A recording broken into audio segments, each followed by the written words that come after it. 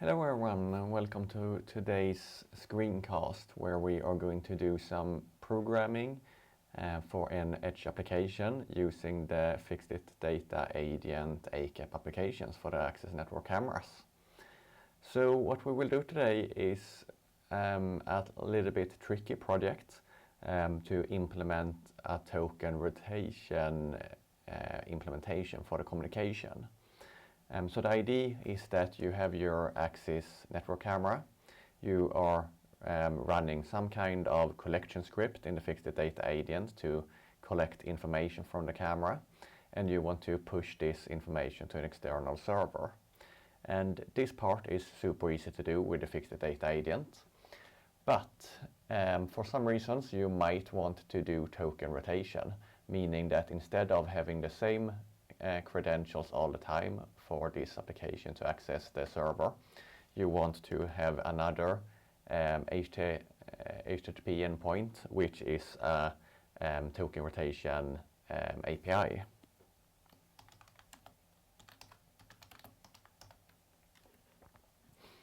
So every now and then the FixedIT Data Agent should make a request to this service using its current token, and it will receive a new token, and then the new token will be used here, which means that we might, for example, have that a token is only valid for 1 day.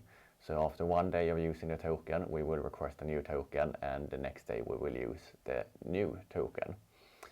And this is something that is a little bit hard to implement with the Telegraph agent, which is running inside the FixedIT Data Agent. And actually there is a forum request here in their support forum where a user asks exactly if it's possible to do this kind of request to get a new token and then use that token in the authorization header. And the answer to this question is that it's not possible. But of course the FixedIT Data Agent is a very flexible solution where you can implement essentially anything you want to implement. So it is possible to do this. We just have to do it in another way. Instead of using the HTTP plugin, we have to use an exec plugin and a shell script, which will allow us to get this extra flexibility, but the cost will of course be some extra complexity. But before we dive into the programming, let me just quickly explain what the FixedIT Data Agent is. So the FixedIT Data Agent is 3 applications in one. They are designed to monitor, integrate and build with access cameras. So we have the FixedIT Data Agent Observer. This one is intended for monitoring of your cameras. You just install FixedIT Data Agent, configure it to push to your database and Grafana stack, which we offer for as an open source project. And now you will be able to see detailed dashboards about the health metrics of your cameras. The second version is that you can upload your own configuration files and extend the functionality of this solution. So you might, for example, integrate analytics data, push that to your dashboard where you can visualize it, or you might want to monitor configuration details in the camera, do remote audit logs, and all kind of these things. So this is fairly easy to do for anyone with a bit of IT experience.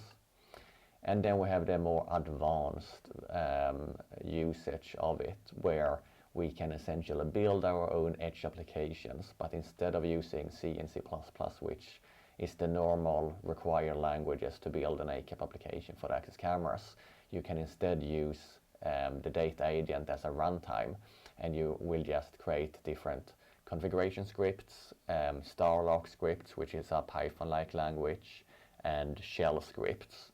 So it significantly lowers the threshold for building Edge applications that runs completely inside the access camera and are completely customizable. And this is what we will use in this project today. And we will focus on the communication aspect between the application running in the camera and the data that we push to some external server in the cloud or in the enterprise network. So to do this project, I have Cursor open. I'm using Cursor as my IDE, and we're going to use the LLMs so they can do some AI enhanced programming. I find that to be much quicker than program by hand. And what I'm doing in this case is that we want to pre-commission the LLM with some good context about what kind of projects we're working with. And more specifically, we have a bunch of different projects for the FixedIT Data Agent here. And these projects are available on our GitHub. So we have a repository called FixedIT Data Agent Examples. So what I have done is just that I have cloned this project. You can either clone it using Git, or you can go to tags and download it as a zip file and then unzip it and open Cursor in that folder. Here are a few different projects that are available for the FixedIT Data Agent. You can read about them here. Among other things, a Hello World project, which is very simple to get started with. But there are also a few more projects that are work in progress that you can find on a pull request. So you can see that there's currently 2 different projects there that are ongoing. So bear in mind that these are not yet merged, which means that they might contain a lot of bugs, they might not be finished, they might not have adequate documentation yet. But if you want some further inspiration that isn't available on the main branch, then you can always go to this, and you can click on one of the PRs. You will see our discussions, but what you're more interested in is probably the code. So go to commits, and then on the latest commits, the one in the bottom, click browse repository at this point. And here we will see that now this project is existing on this branch that we're reviewing, which wasn't available on the main branch. So yeah, again, that is just to pre-commission our LLM with a set of good context that it can use to understand how the FixedIT Data Agent work and see how we have solved similar issues in other projects. So that makes it a lot more capable of creating projects like this. And the last thing we want to do is that we want to have a instructions file for the application. So we go back to the website for the FixedIT Data Agent, and here you can find a quick start guide and an ACAP application manual. So this is the file we want. This is essentially a specification of how the application works, what environment variables are available, what plugins are available, and so forth.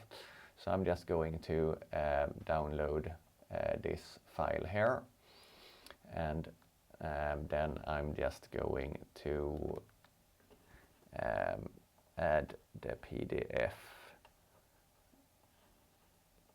to this project here, so I have it easily available.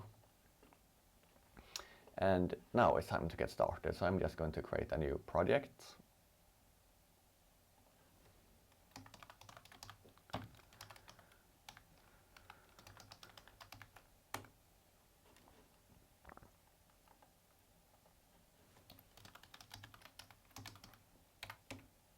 I prefer to create a README file directly, because then I can again write some general instructions here about what we are doing, and I can use this for the to prime the LLM with some more context about what we are actually doing in this particular project.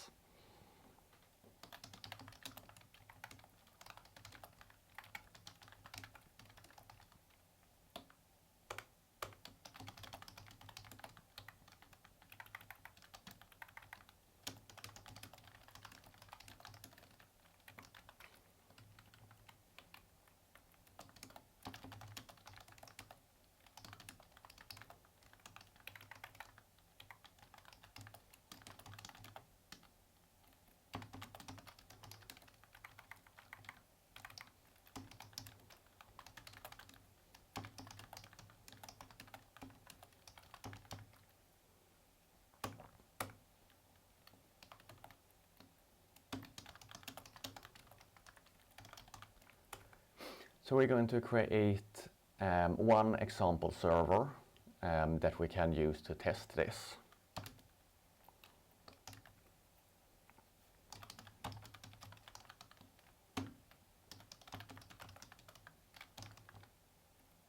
And we're going to use Python for that.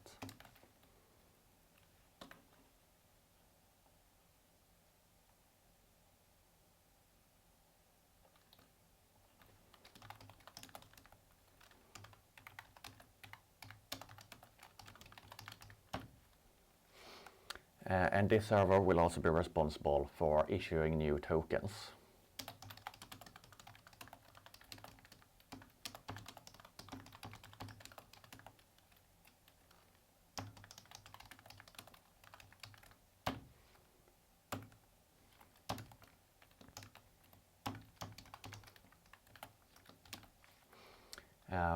We're also going to create configuration files that tell the data agent what to do. Right now I'm not sure which ones we will have, so we just call it wildcard.conf.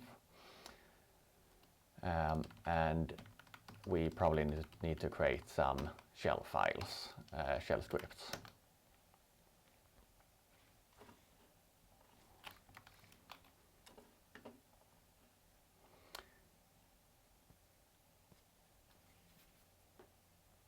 So let's start with our first configuration file.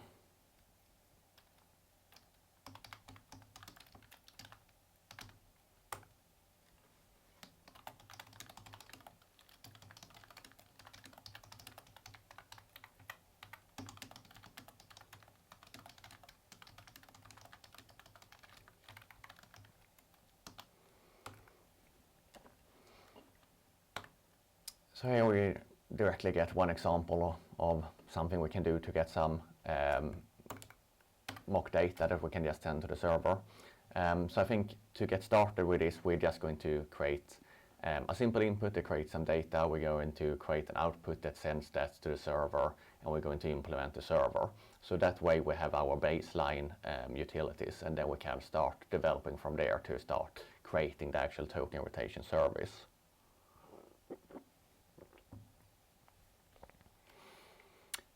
And we can take a look at this spec file to see what plugins we have available.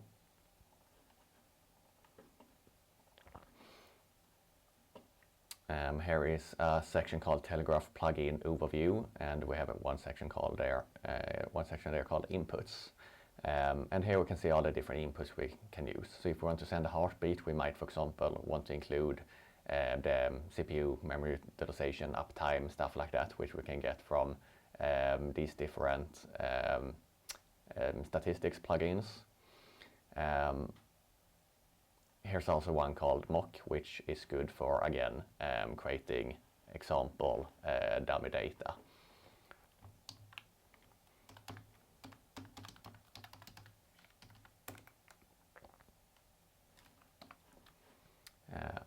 And I don't remember how to use this, so let's just ask the LLM.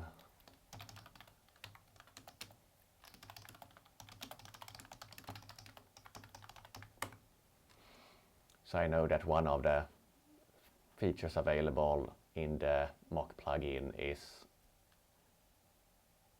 a sine wave. I see that this is, I don't think this is all right. So let's instead open the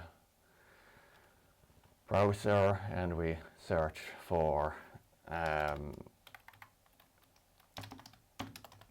mock. Here we have the specification of the mock plugin. So here we see what we should actually do.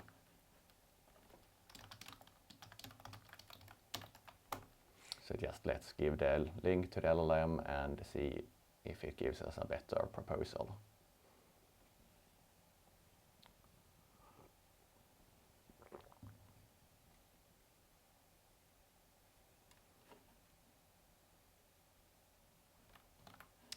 Seems like it didn't work as expected, so let's just do like this.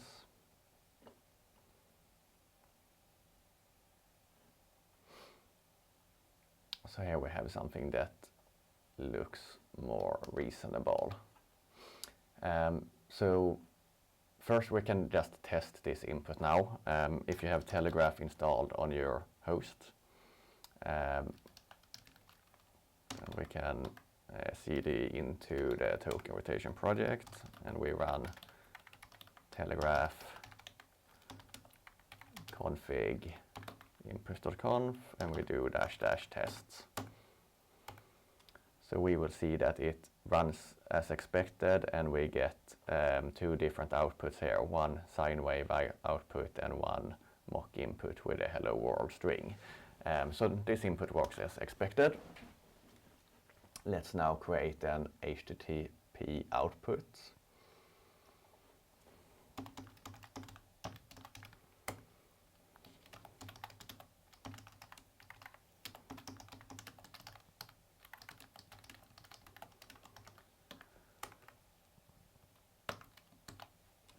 So we're going to use the HTTP output plugin for now, even though we will need to change this when we start doing token rotation. We're going to send the data to a local host, port 8000, and let's just do /metrics. We're going to use JSON format, post method should be fine, a header for application JSON, 10-second timeout. We're not going to use TLS, so we can just ignore those, and we can just use the default values for those. So this should be fine now. So now let's create the test scripts folder, and in this one we create example server.python.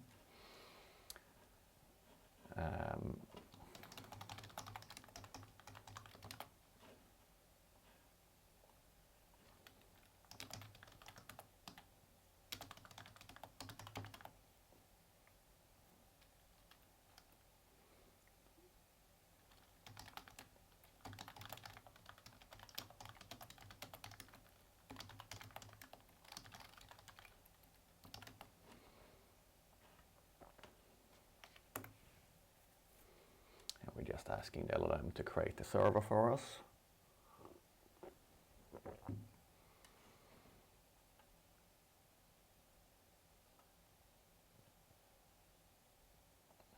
I think this looks good.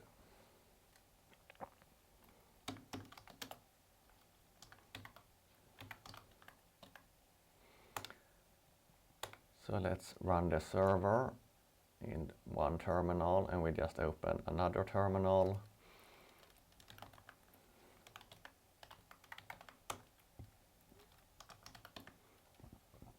And we test again with Telegraph.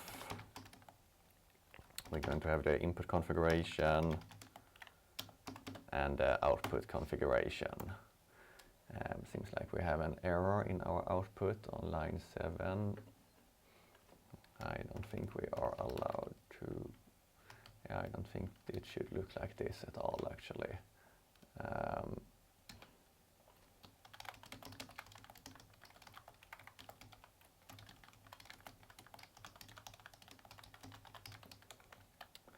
Let's just see if it can figure it out, or if we need to look at the documentation again for the HTTP API.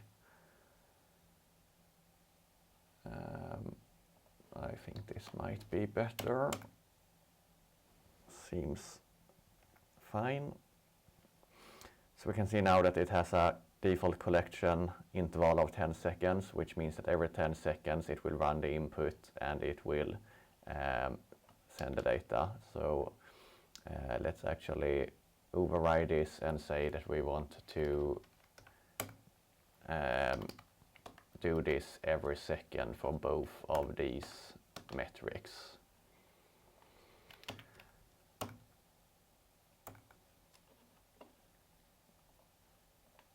So now we see that we do actually get post messages here. We get a JSON payload with metrics. We have field value for the sine wave. We have the hello world for the mock input, and we can see some tags. So this seems to work just fine. Again, when we run this, we could do --debug, which will give us a bit more information, and I think it will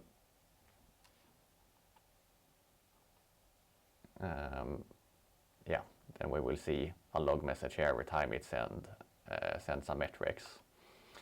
So right now it's sending them in batches of 20. We could change this by adding an agent. We can set the interval here as a global instead of setting it on these individual metrics, and then we can set the flush interval to 1 second too, which means that it will send all the metrics every second instead of batching them up. So if we run this now again, we should see that it just sends 2 metrics at a time from our 2 different inputs, and it does that every second. Now let's try this on the device.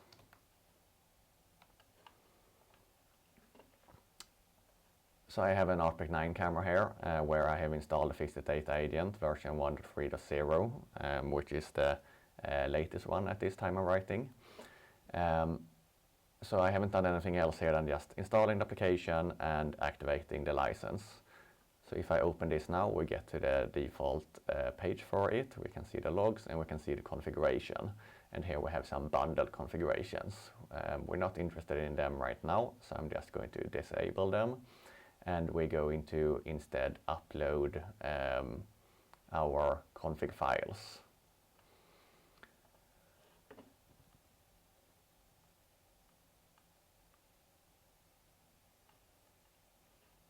So for this, let me just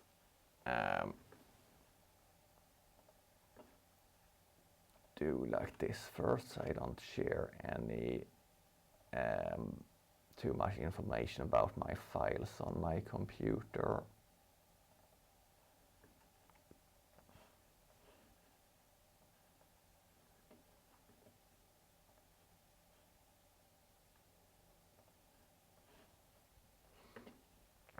So here I have selected the first input configuration file, and then we can select the output configuration file, and we upload both of those, and we enable both of those files. Right, and then we of course need to change the IP address here. Right now we have localhost. So let's go back to cursor, and instead of using localhost, we will make use of an environment variable that we call server URL. So now when we run it locally, if we do export server URL equals localhost, then we should still be able to run this configuration. Seems fine. So we need to upload the output configuration again, now the new version that uses the server URL variable. And now, of course, we need to set this environment variable. So the way to do that at this moment is through this basic configuration. I'm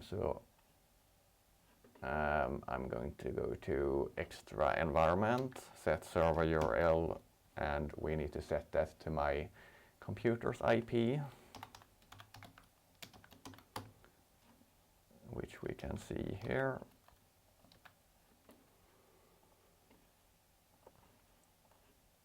So now we should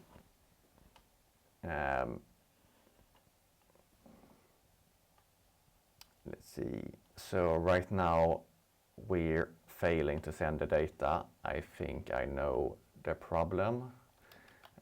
It's probably in our example server that we're binding to localhost, which is not accepting external connections. So we need to bind to 000 instead. And now we can see here that we get messages directly from the camera.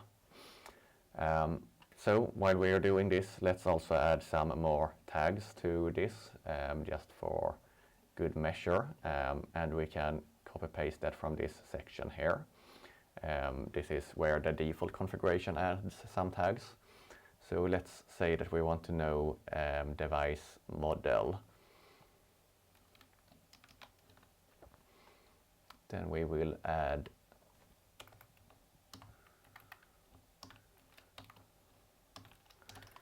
a global tags section, and we will set the device model based on this. And this is of course also available in the PDF file. We can have a look at the section called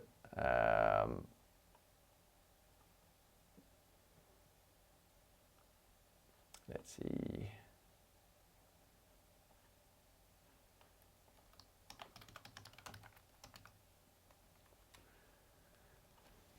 device information variables.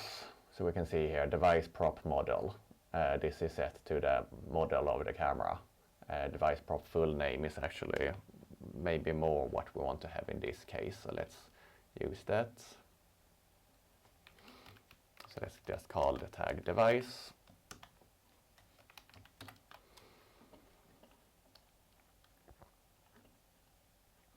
And now if we run this on the device, this will not be defined, but I think we can do unknown. Wait, so it was this one that I was going to restart just to see that things are still working. So on this message, yes, we do get, okay, it doesn't actually expand. So yeah, we can just leave it like that. So let's stop this again, and if we upload this file to the camera, the input this time that we changed, and we look at the server, we see that we get device axis Q7028 block camera. So that's how easy it is to add new metadata based on the device information to your messages. So this essentially marks the first goal in our project. We have created this initial configuration that we showed here with just the FixedIT Data Agent sending metrics to the HTTP receiver. So let's now add some authentication to this, and then after that we can implement rotation.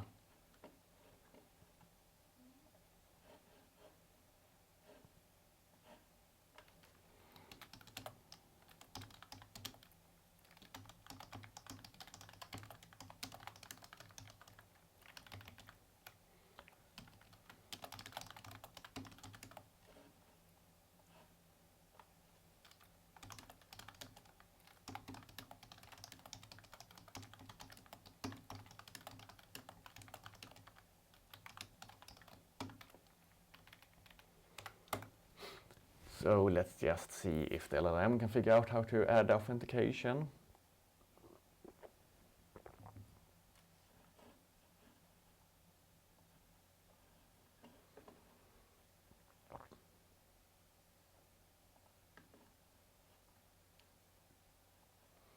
So we have the username and password hard-coded here. We have a function to check the authentication.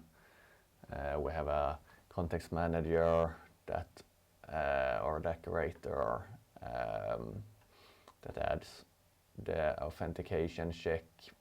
So this is standard Flask stuff. Looks fine to me. We add require auth on that one.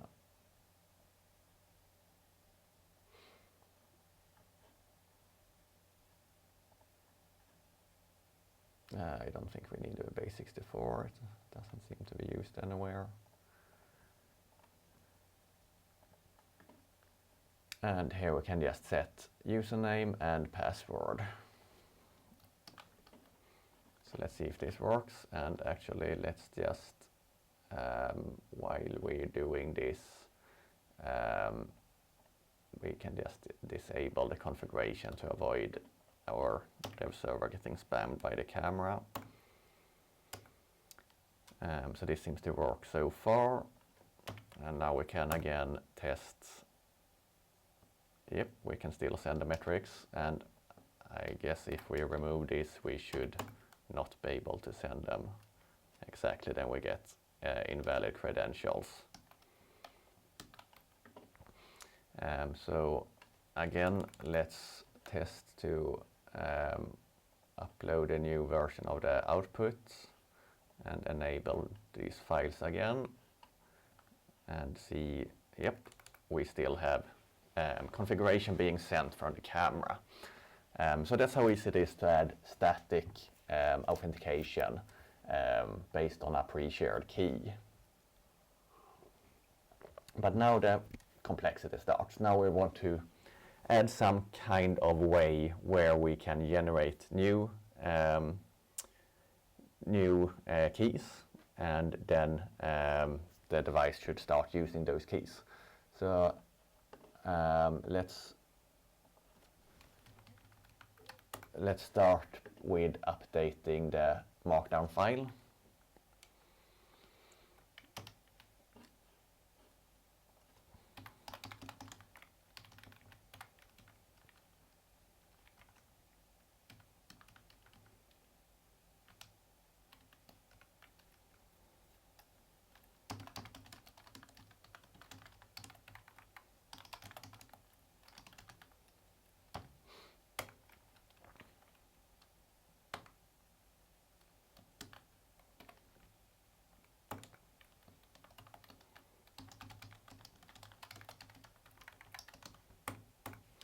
So the general idea is that we want to have one pre-shared key, which is the bootstrapping key that all devices will have from the start.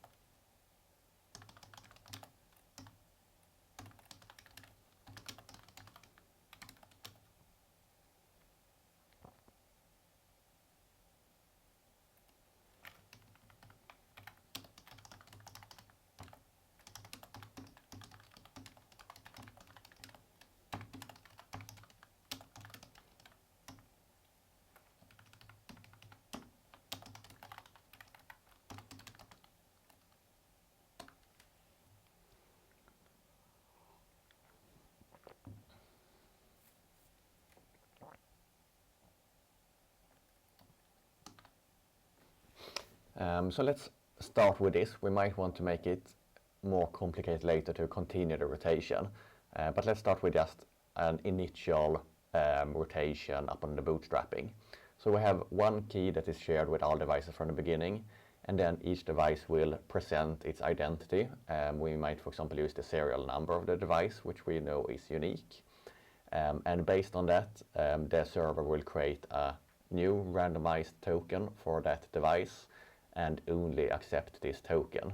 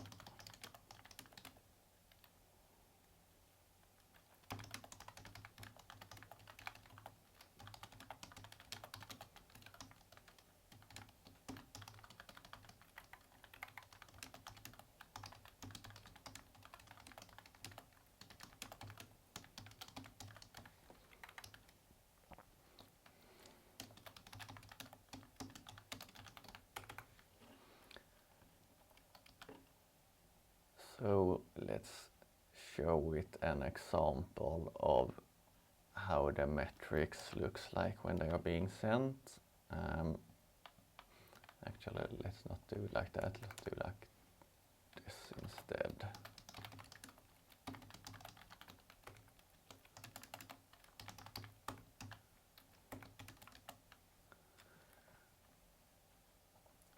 So what we want to add is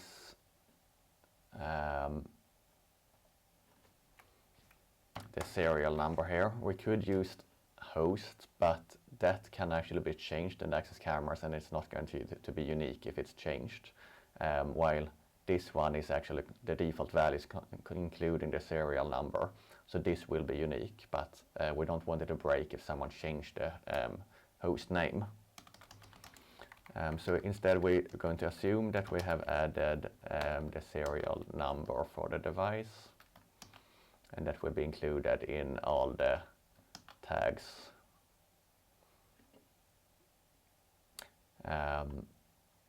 Actually, this is not. This does not make a lot of sense. We're going to add it as a header to the message instead. Assume that the device presents a header and HTTP header called serial. So let's just do like this, and then we will add that later.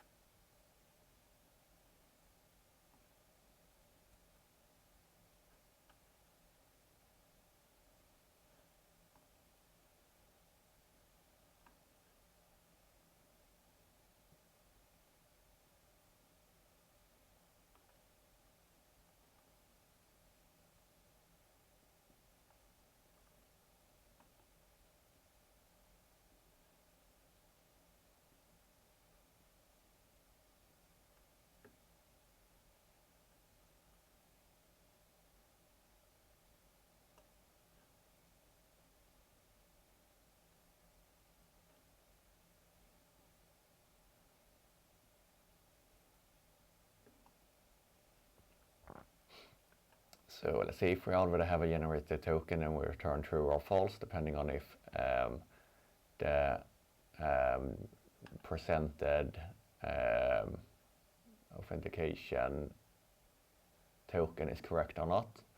And otherwise, we compare it to the bootstrap token and we generate a new token for the device.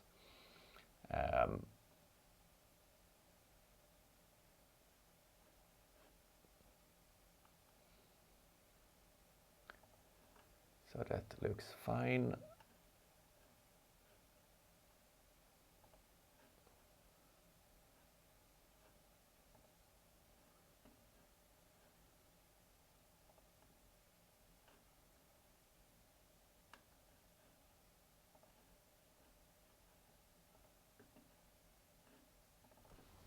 What is this? Where is it needed? Secrets, that token.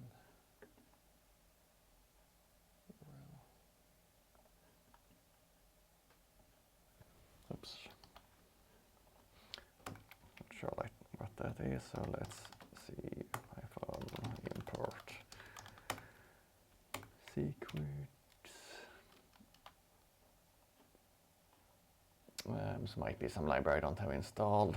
So can we use UID instead? I think I have that installed by default in Python.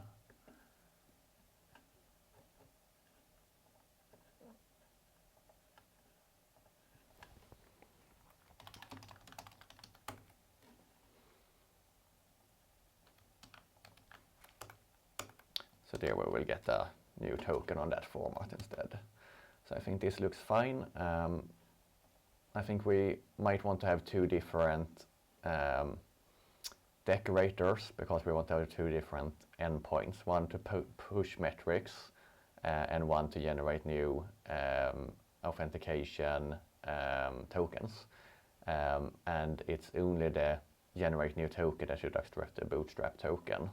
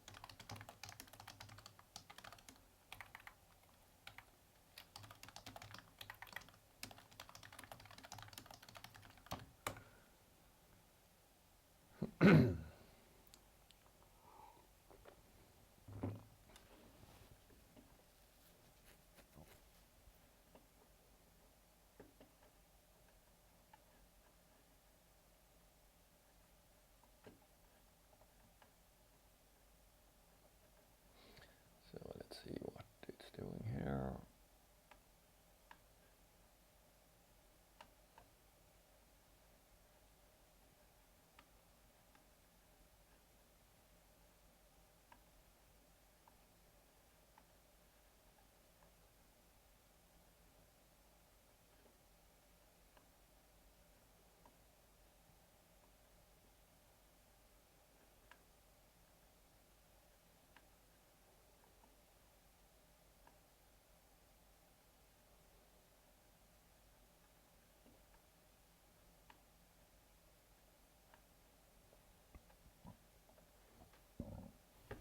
I think this looks generally fine. Maybe not the most beautiful code. It's a bit repetitive, I think, but it's good enough for this purpose.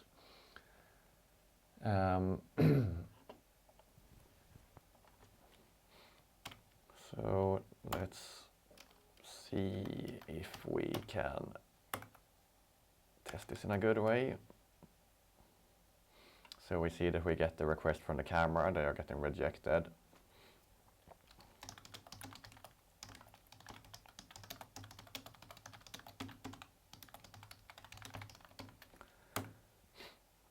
So let's just have it make some curse commands to the server and see if it works as expected.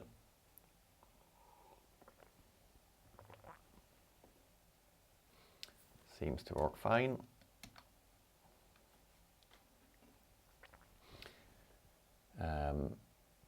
So now comes the a bit more complicated thing. Now we need to reconfigure our output. So this is correct here. We can add a serial number as a header, and again we can find the device serial in either the PDF file, or we can have a look in the bundle configuration here for tags again, where we had device serial, device prop serial. So this is actually incorrect, should be like that. And we include a token here. So the problem now is, as explained again in this thread here, that we can't make use of an access token here in the header as a variable that is set from another measurement. We could set this as an environment variable configured in the data agent, but then we wouldn't be able to automatically update it. So what we're going to do now is instead replace the outputs.http plugin with outputs.exec and run a shell script that uses curl for the authentication.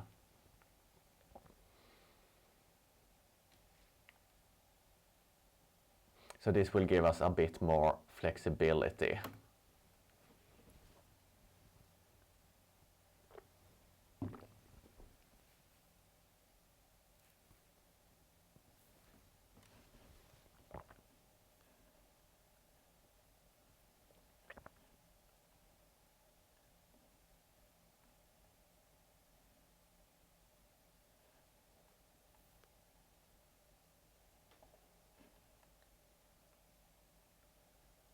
So let's see how this works. So essentially what happens here is that every time we run this output, Telegraph will pipe the metric as a text instead into the script. So here we read the metrics that Telegraph sent us, and then we use this metrics data in the post request.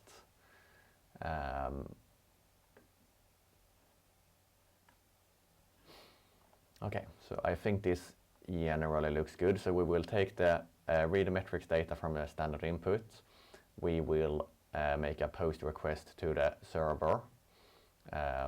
We don't need to set any default here because we know there it will be set. It should be set by the data agent. And we use a token. If we don't have any token set, we use the bootstrap token. This will not work exactly, so we will need to change a little bit here. And we have device serial, and again it did use the wrong variable name here, so we need to correct this. And we know this is always set. So we send a metric to metrics on the server URL. We need a port number there. We have the authorization token that we got from up there. We have the device serial as a header, and we set the content type to JSON. We include the metric itself. So I think this is all fine apart from how we get the token, but let's take a look at this change here first. So what we don't want to do is to hard-code the whole path here, because it will not work in the camera then if I set it so it works on my host, and if I set it so it works in the camera, it will not work on my host. So we have this helper files directory that we can make use of, and again we can look in the PDF file here, and we will find that this is automatically set by the FixedIT Data Agent to the directory where helper files are stored, meaning that files that we upload as helper files through the Data Agent UI will be placed in this directory.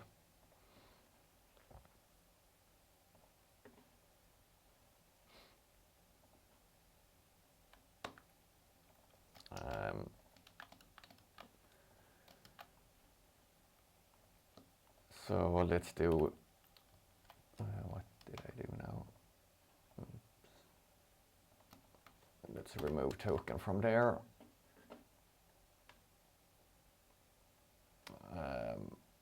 I don't actually think we need to set this because it will automatically inherit our environment variables. So I think this is all that is needed. We tell it to run not bash because that doesn't exist in the camera. I think we should just be able to do like this. So we run this script and we send the metrics as JSON to it. So let's see if this works at all, even if the token is still not working as expected. We need the config input, config output, and of course we need to set the helper files directory. So let's export this, and we have the shell file in this same directory, and we try to run it again.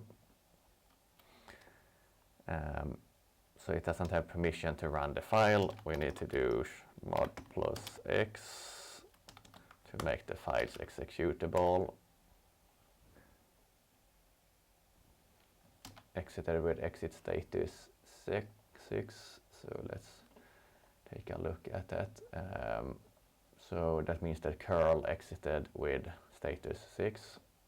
Let's see if we can just remove the silent flag and get some better error message.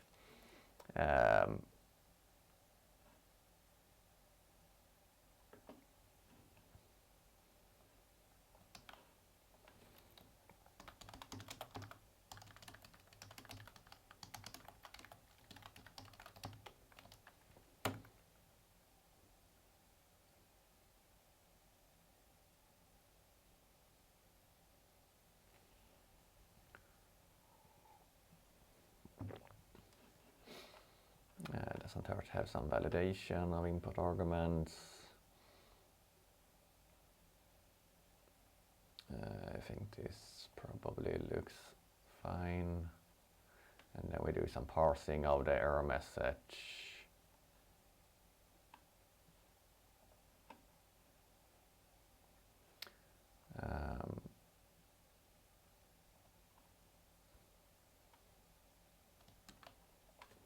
Let's see if this works. Server URL not set. Right, it's because I'm in the wrong terminal.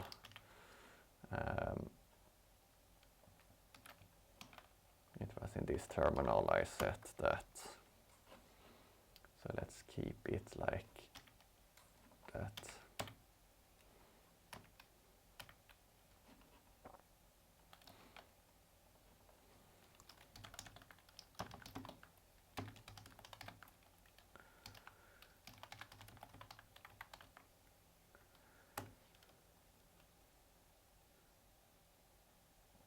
Device serial is not set. That's also set automatically in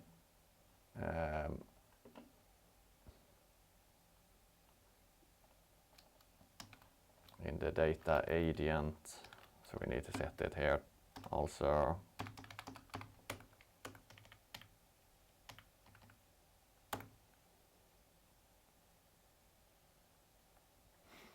Unexpected status code.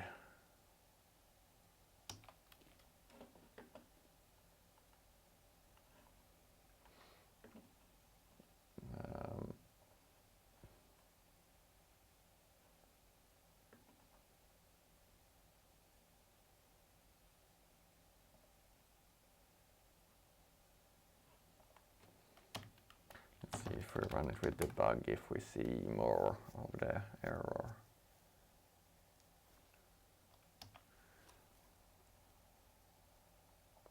Status code 0.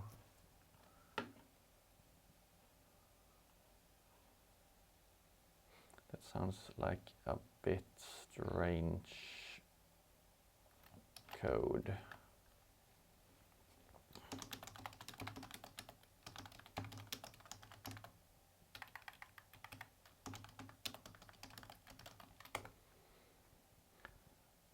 See if the LLM can figure out what is going wrong.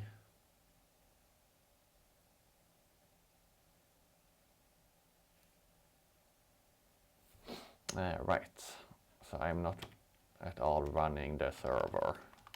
That explains why we get some error messages. Still getting the same code.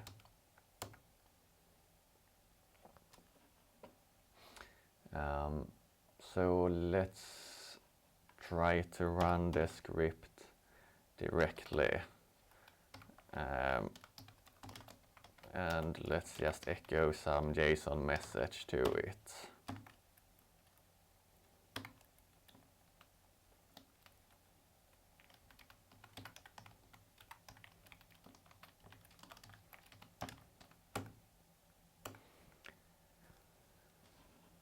And let's enable debugging, see what is actually going on here.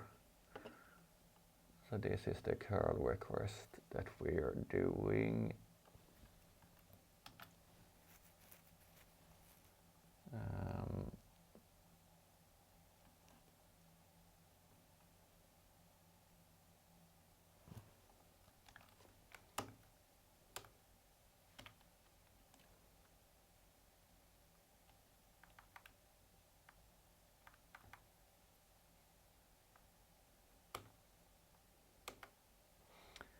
Couldn't connect to the server.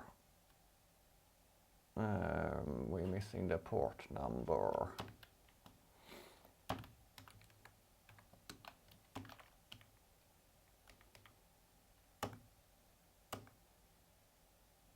Okay, so now we get a better error message.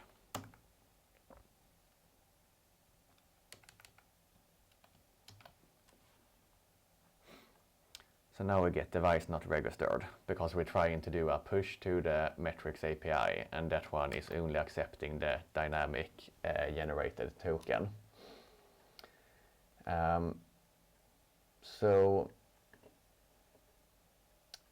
let's focus then on getting the generated token. So what we will do for this is that we will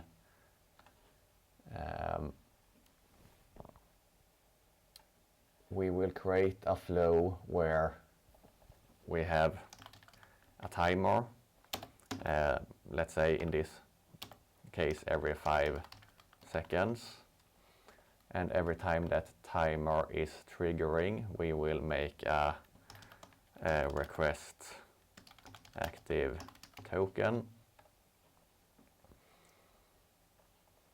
and this one will make a request to the token API and get back the newest available token,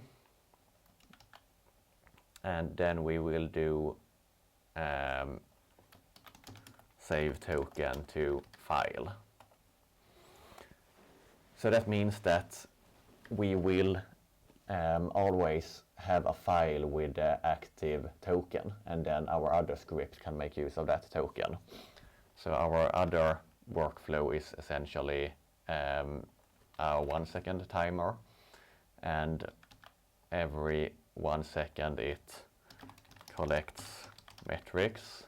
That's the input that we have now, and then we have the output that send metrics to server. So this one will push the data to the HTTP server. And what we need to do here is that the send metrics to server, which is a shell script, this one should read the file with the latest token.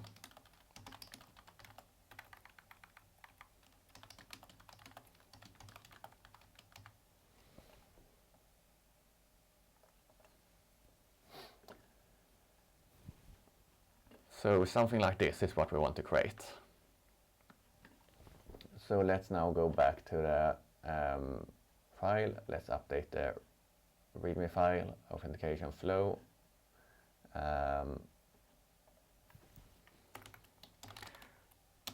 The device has a workflow that will request the slash active token from the server's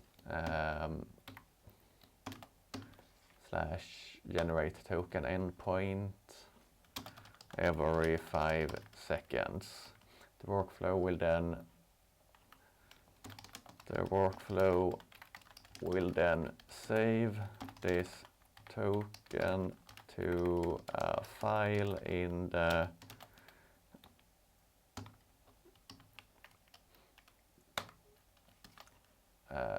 save this token to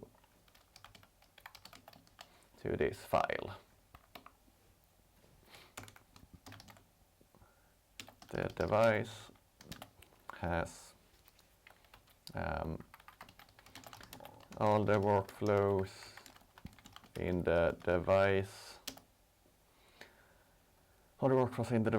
that are pushing data to the server will make use of the send metrics.shell script, which will read the token from the file and use it to authenticate the request.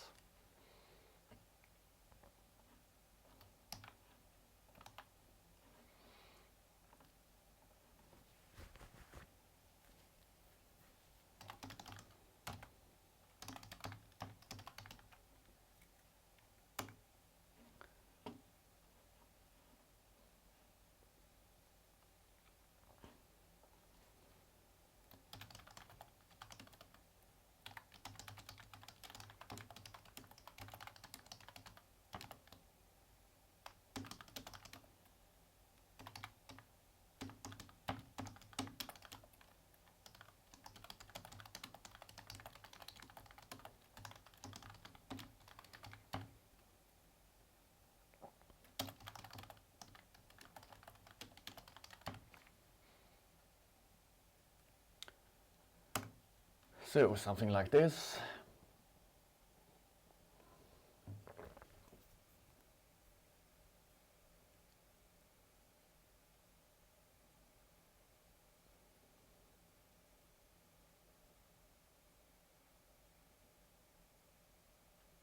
Now it did create a shell script anyway for the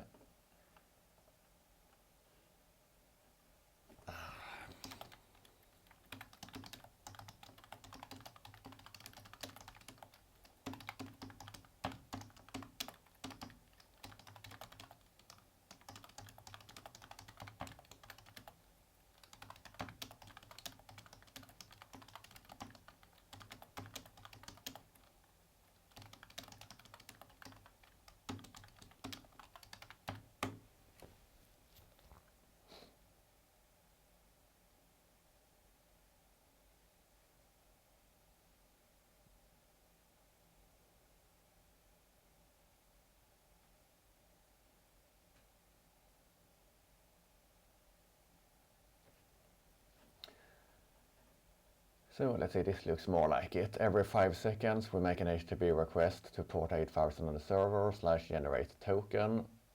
We use the bootstrap token and this should be device prop serial, and then we parse it as JSON. We query the new token field,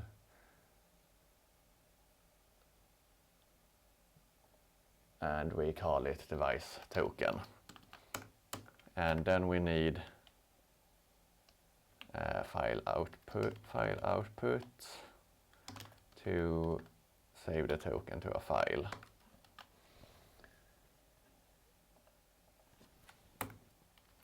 So let's do, I think it's name pass.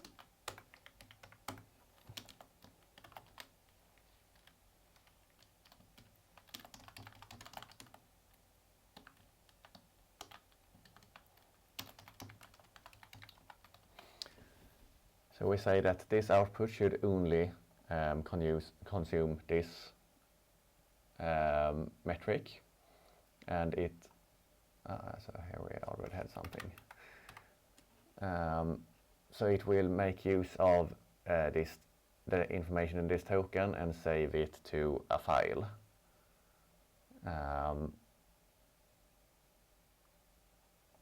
So this looks fine to me. Let's try just this with telegraph config update token bearer token is not correct, so I think we need to add it as a header instead. Let's just hard code the token for now.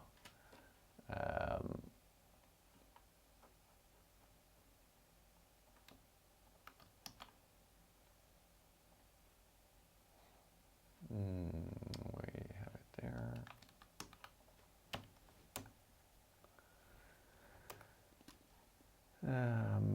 Error parsing file array, serialize of value. I think it's supposed to be raw. Maybe not. Let's just save it as JSON.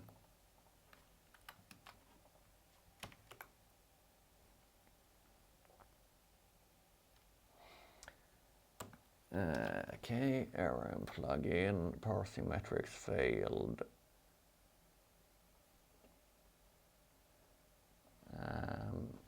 So let's just paste this in the chat.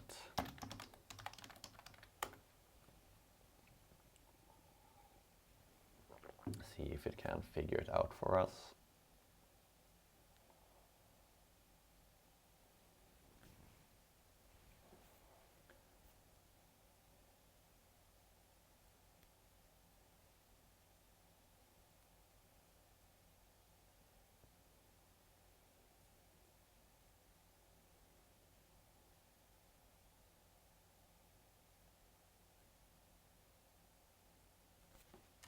Why? This is trying to parse this.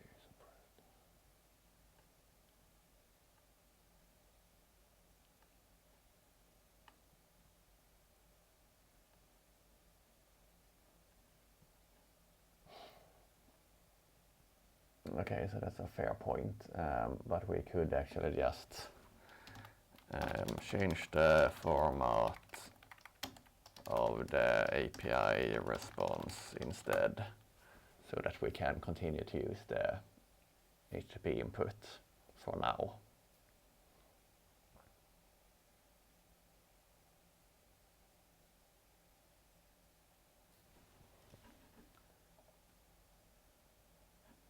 I don't want this file right now. Why should we parse it as?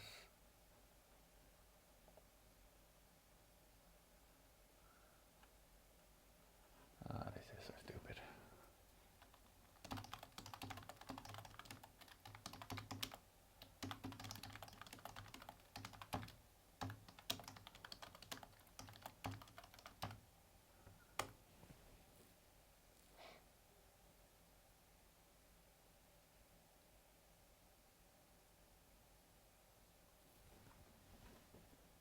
So the general problem is just that the inputs.http plugin expect a specific format of the response.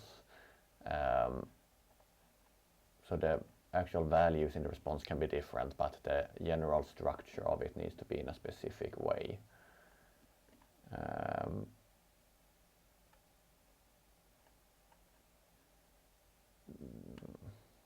Token string.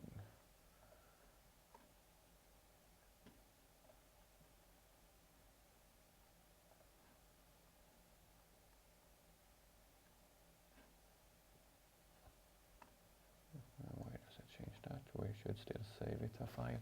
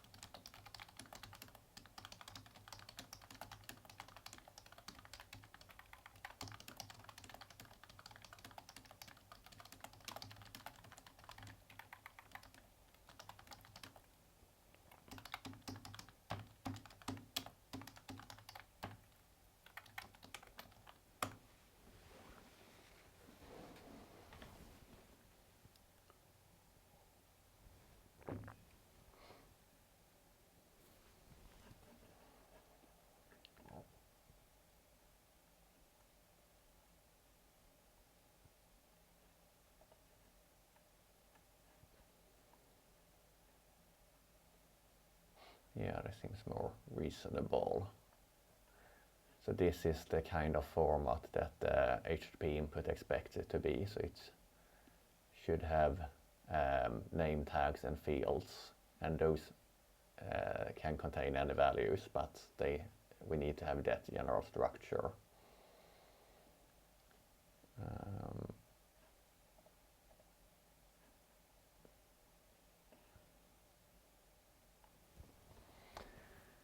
Doesn't seem like it gets it to work.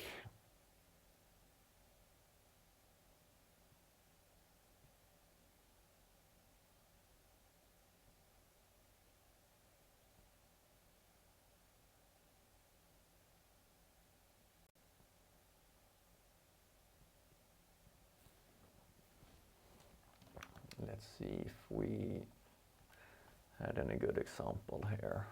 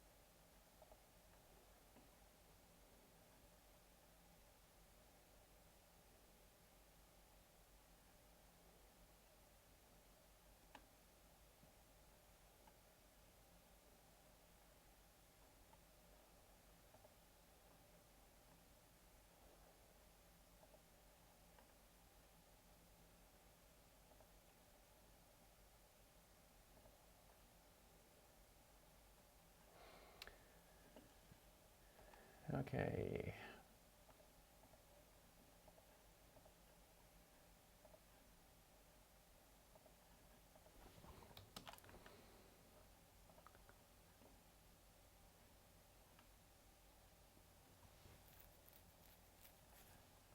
So let's not care about that right now.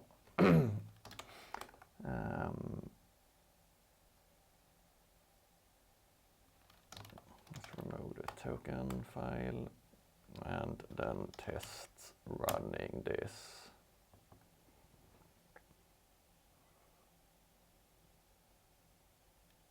And we should probably do -- debug so we see what is going on.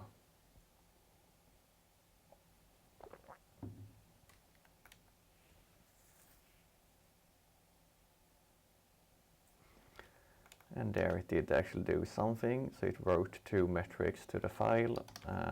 We can see that we have the token.txt file again. And it includes the latest token. So here we can see that we actually have the generated token. We can see at this point that it is actually changing all the time, which is not what I expected it to do, since we always using the bootstrap token here. So this should be rejected once we have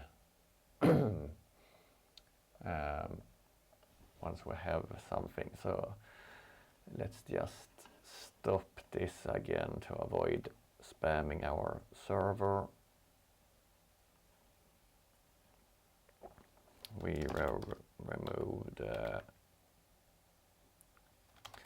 token.txt file, and for debug purposes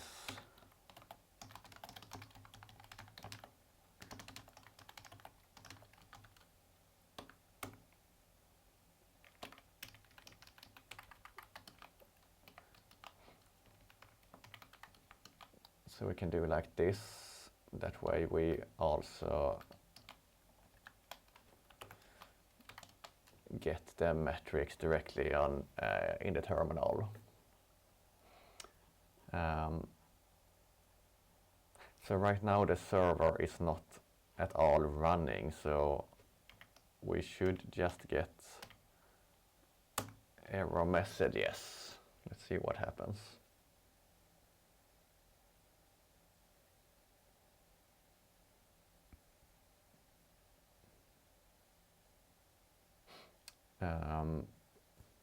So this is weird.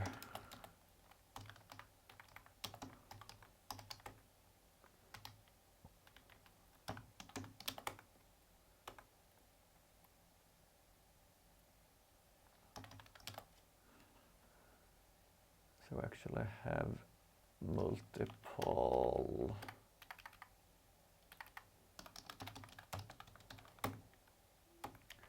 example.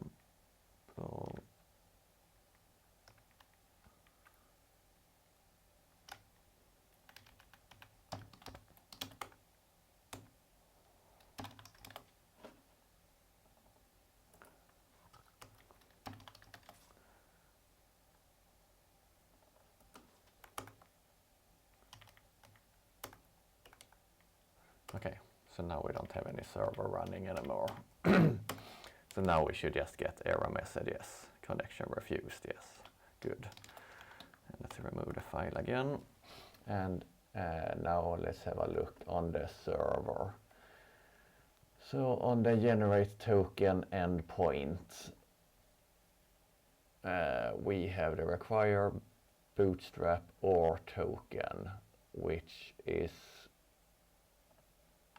checking is valid from authenticate, bootstrap, or generated.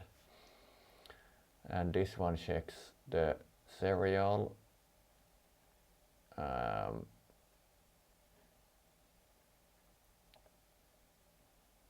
it gets the token if serial in device tokens.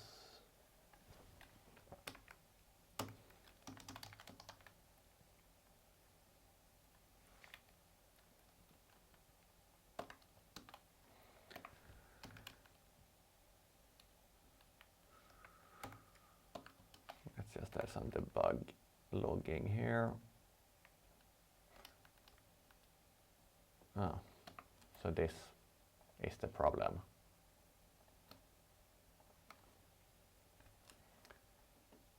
If we do have a token, then we should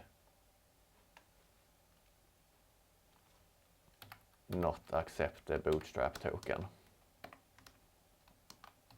So it's only if we didn't have a token, then we generate, then we compare to the bootstrap token.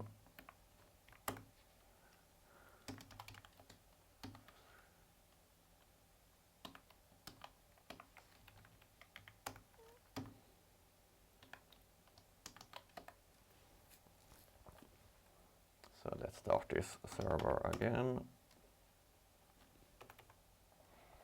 And let's run the pipeline. So now we should see that it is successful the first time. Unauthorized. But here we did get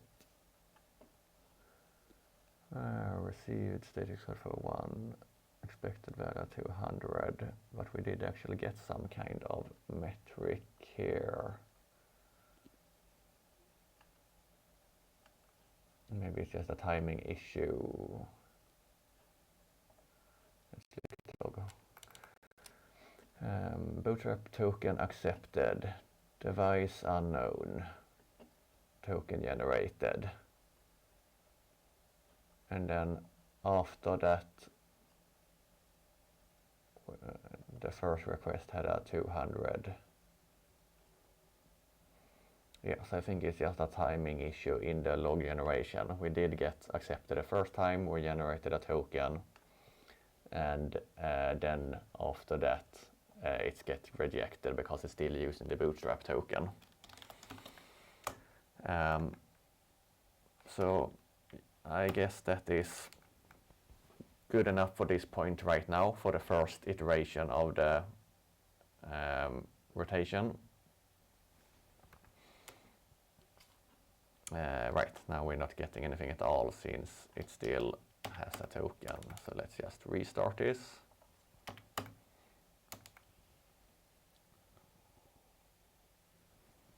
And the first one should get accepted, and after that we should be rejected. Okay, I see what happens. So the reason this is delayed a bit is that we have a flush interval that isn't configured. So it's buffering it up before it actually prints it to the standard output and to the file. But it doesn't matter much right now. So now we have a file in the file system with the generated token.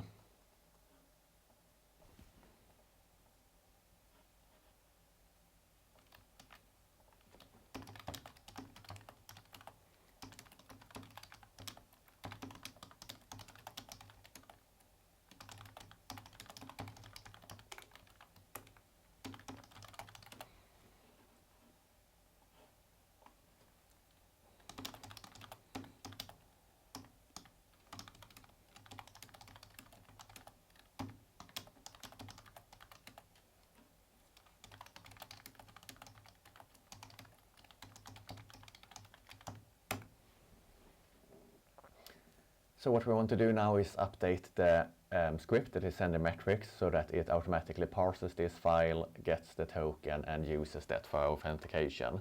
So if we again go back to this diagram here, we have successfully implemented this part.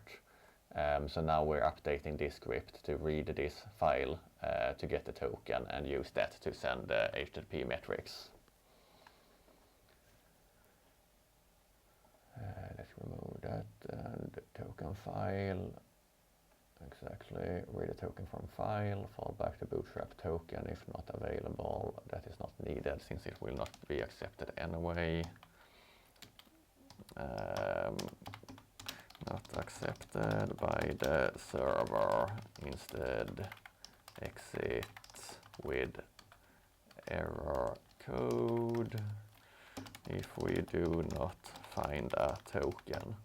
And the reason we want to exit with an error code is that if this output script exits with an error code, then Telegraph will automatically buffer up a queue of messages so that once we get a valid token, it will backfill or send all the metrics that has been queued out that was that couldn't be sent before. So we read we check that the token file is found, that it's not empty. We use JQ to parse the JSON in the file to get the field token, so field and then token, so then we get this string here, which is what we want in our token environment or variable. And then we make use of that as our authorization. So that looks fine to me. So now we can then again run this script here, which will use the token file that we already have. And that seems to work fine. Now we get successful metrics sent here. And if we remove the token file, rerun this, we will see that we get errors, token file not found. But if we add the update token to this workflow, we will get these errors in the beginning, but that then as soon as this file has been created, it should start working.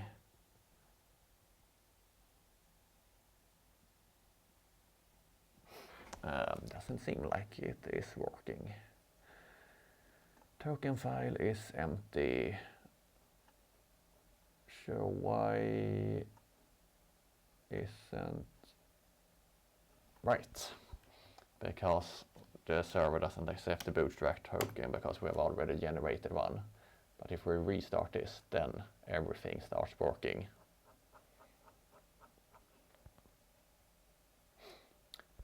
That's perfect. So let's remove token.txt and test this on our access device again.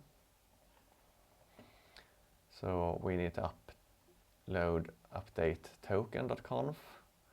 We need to upload output.conf, and I don't think we have changes in inputs, but let's just upload it anyway. And we also need the send metrics shell script. So let's upload that as a helper file. Send metrics.shell, and we need to mark it as executable since it's a shell script. And let's enable everything.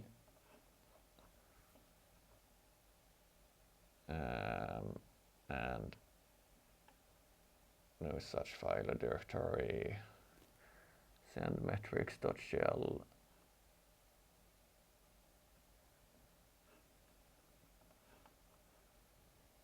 Send metrics.shell. At least we got our token generated, so that seems to work.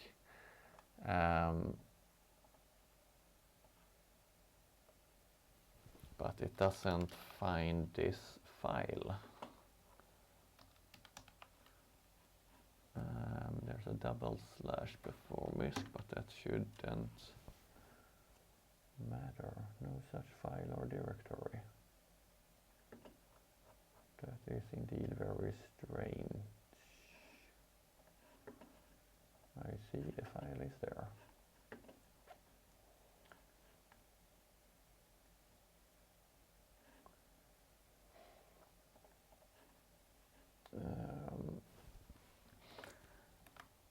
Let's see how we do in the other projects, if it's something related to this. We just do command equal. That looks very similar to me. Helper files, directory.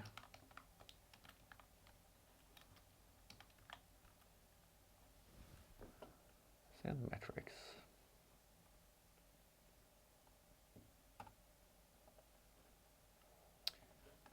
This was very strange.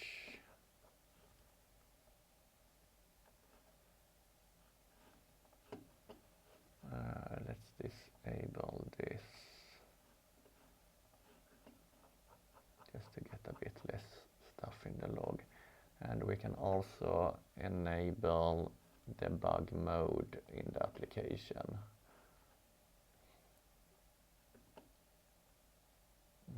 Then it should restart with some more detailed error writing to outputs exec user local FixedIT Data Agent local miscs and metrics.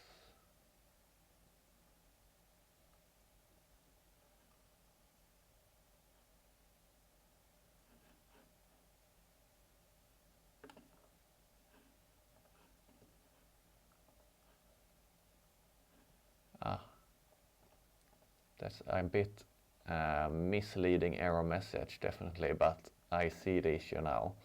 The access devices does not have bash, so we need to use shell instead. But yeah, very misleading error message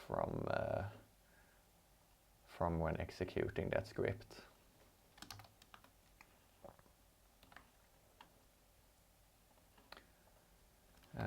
Let's see, it's a helper file that we should upload. Send metrics.shell. now we have that as a shell script instead. And this should restart in just a few seconds, hopefully.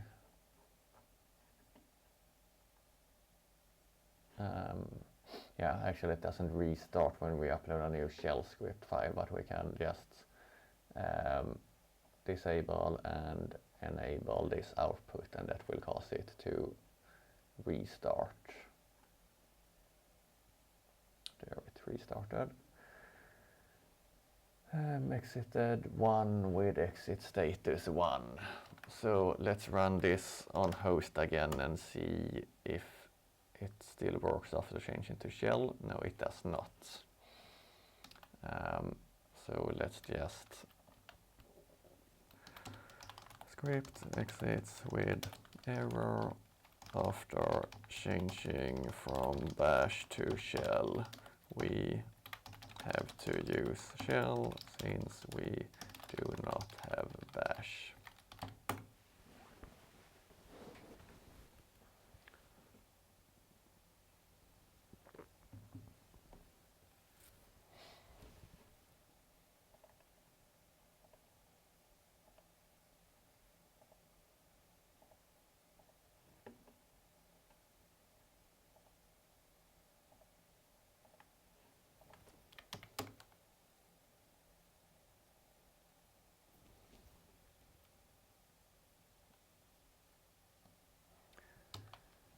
Still exit status 1.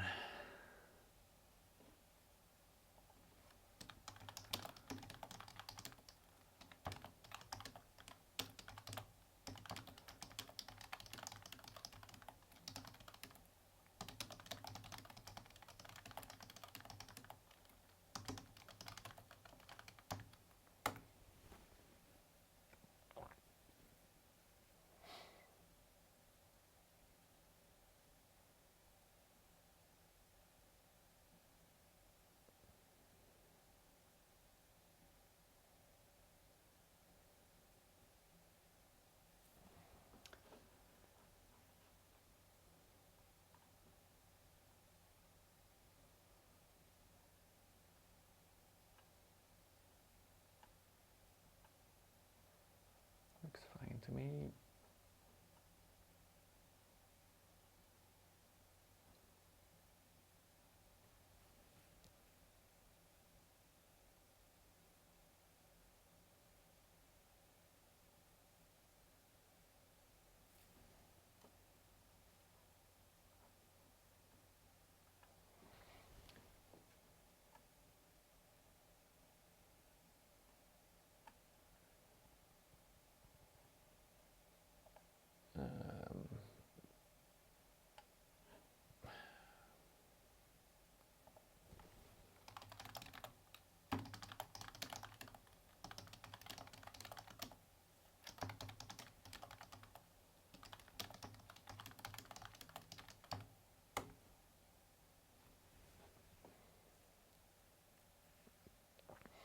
So just to simplify it a little bit, I think it's overcomplicating things a bit.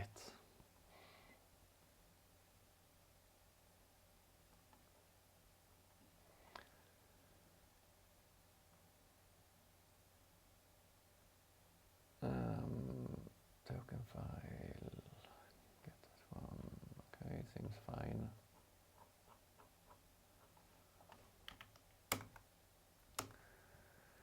Configuration. We don't need to do this. Why are you doing this?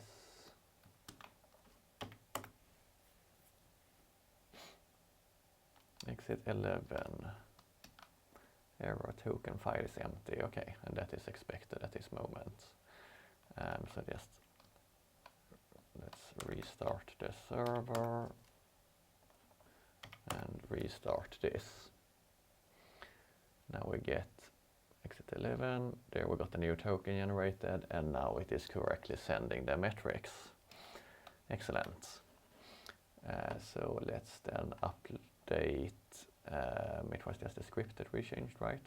So it should be enough to just update send metrics.shell and disable and enable that to restart the process. Invalid token or serial.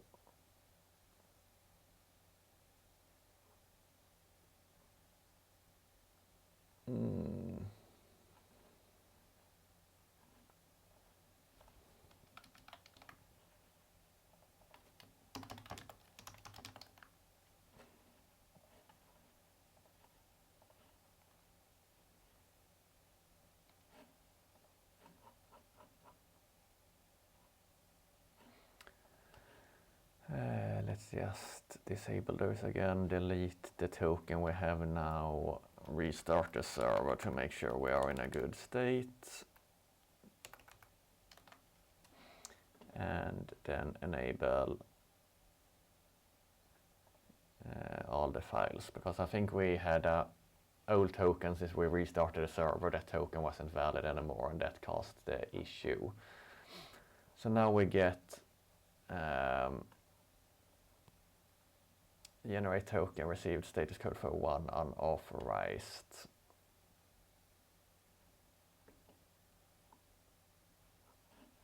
So I guess okay, so that's expected at this point in time since we generated a token once.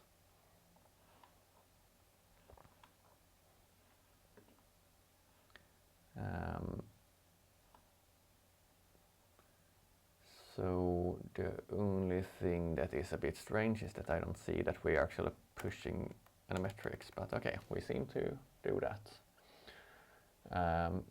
Great. So at this point we have the first version of the token rotation working. We use the bootstrap token to generate a new device-specific token, and then we use this device-specific token to send metrics to our server. So I would say that's a quite huge win. So the only thing we have to handle now is that to be able to handle rotations again, this request active token cannot make use of the bootstrap token because that's not valid after the first attempt. So this one also need to use the file. So let's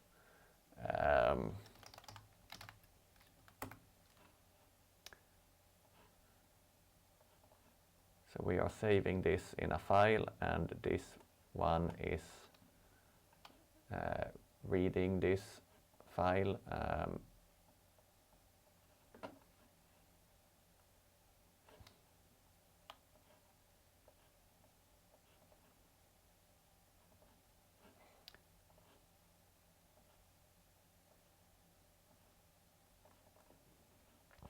And now we also need to make this one read the file, or it should use the bootstrap token.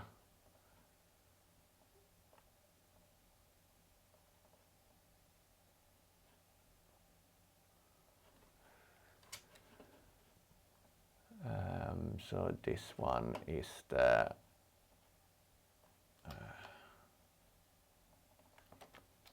active token.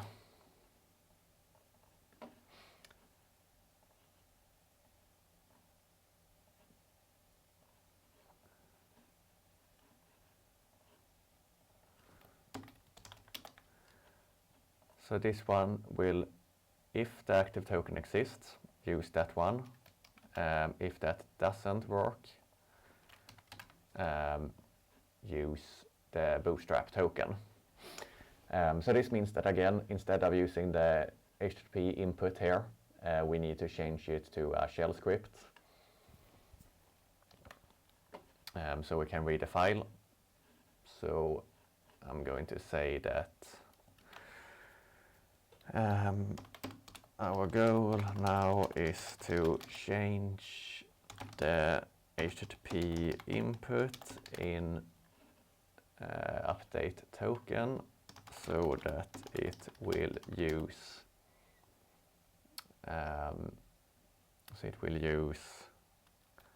first the token.txt file to get the token if that exists, or else fall back to a default bootstrap token. We should update the send metrics file and change the name of it to send HTTP request.shell and extract the shared functionality to a function, then have a CLI argument saying send metrics or request metrics. When used as an input, we call it with request metrics, and it will write the response metrics to stdout, while if we use it as an input, it will read the metric from stdin and send it as the post data in the request. Note that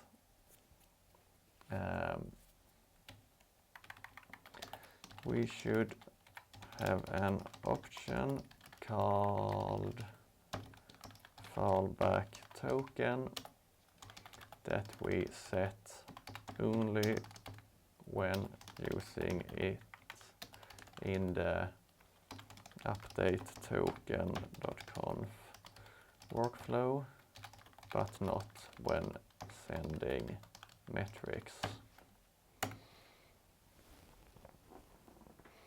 So let's see if it can do this for us.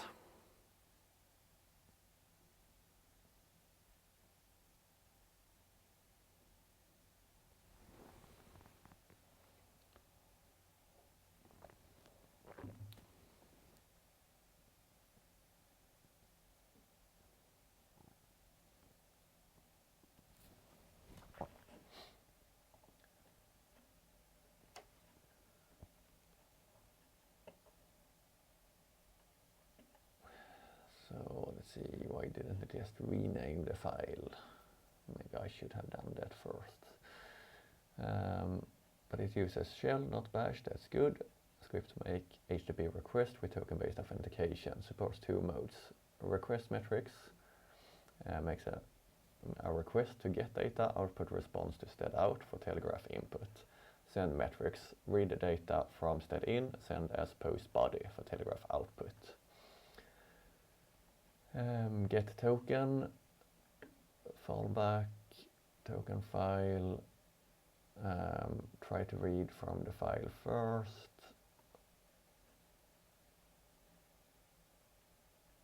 Fallback to bootstrap token if allowed.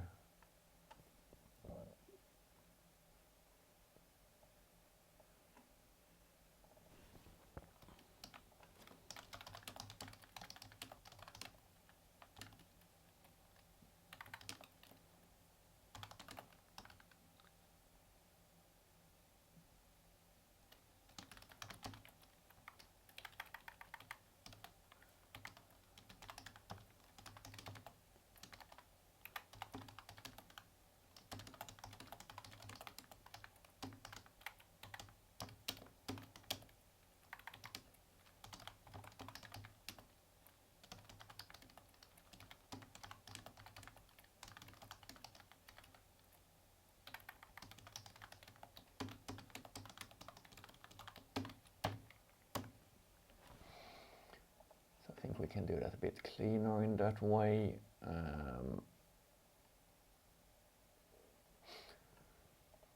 Functions and HTTP request, method URL data. If we have data, then we send. If we do not have data, then we send a request like that. If we have data, then we send it like that. Parse CLI arguments, looks good.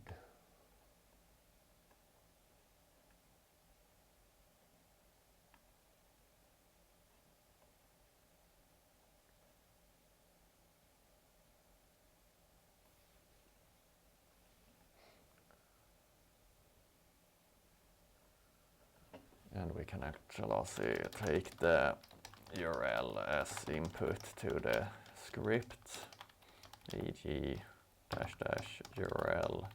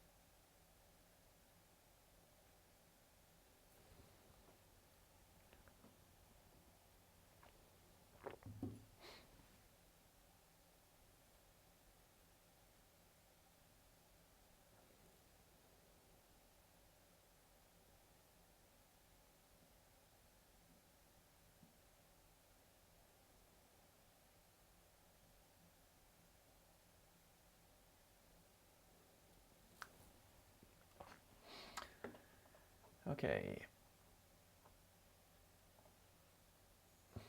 So I think this is probably fine. Let's remove this old script. Let's remove the token.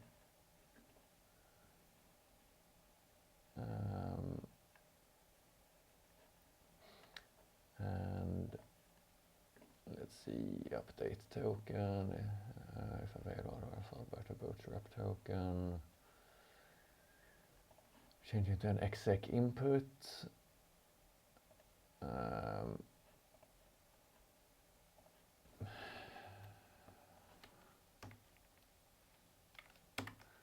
Here we should make use of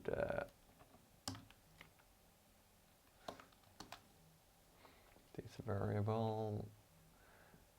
So that's script, and then URL, generate token, request metrics, default token is our bootstrap token, looks fine.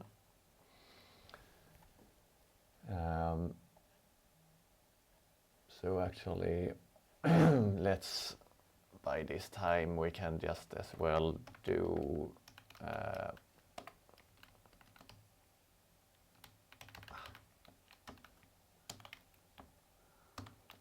let's do an environment variable for our bootstrap token.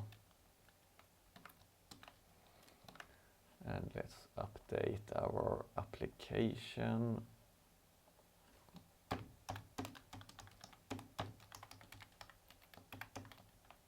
With this bootstrap token and export it so we can use it on host. So that looks fine. And again, I want to change this, it shouldn't, but we should remove that. Okay, so I think this should be good, so let's try this part of the workflow, just the update token workflow.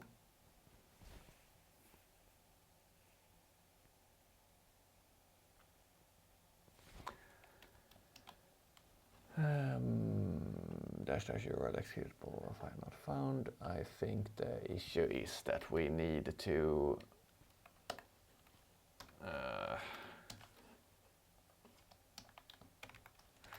you need to run as a subshell shell-c command.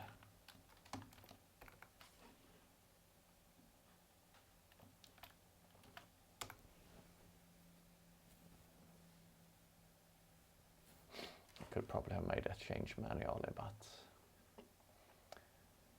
let's just do like this. So we run this as subshell and the script with the right arguments. And again, I still do not want to set this. That is not how you do it.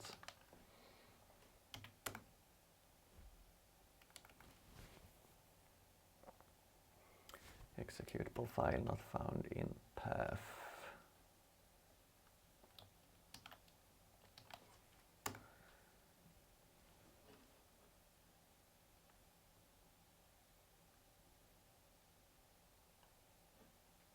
Let's look at another.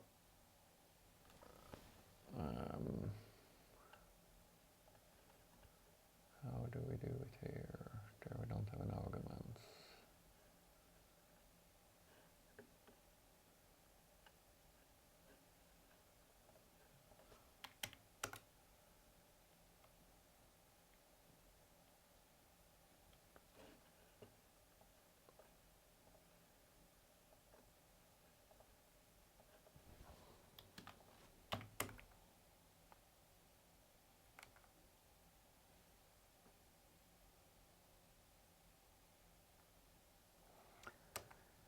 Invalid token for device. Okay, now things are working better.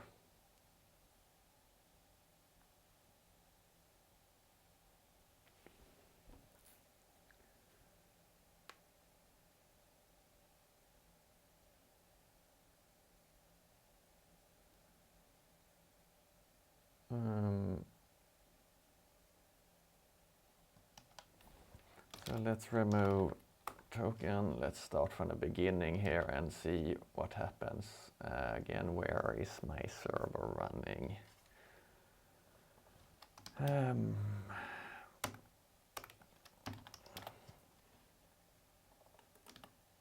The chat doesn't understand how to clean up after it.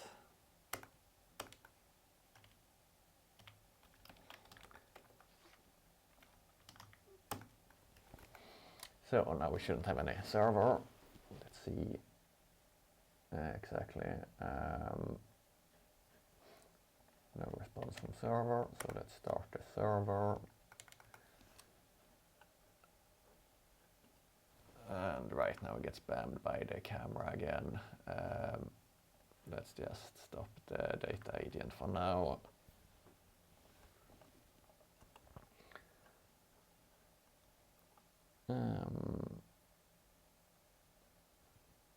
So we are still getting some kind of error here. Let's clean this up again. Let's head to the script and take a look what's happening here. Device already has a token, bootstrap token accepted, invalid bootstrap token. Print token matches. Print token does not match.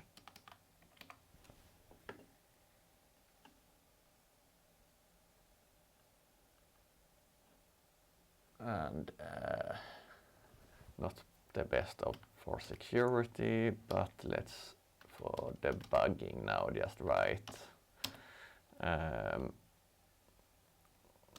expected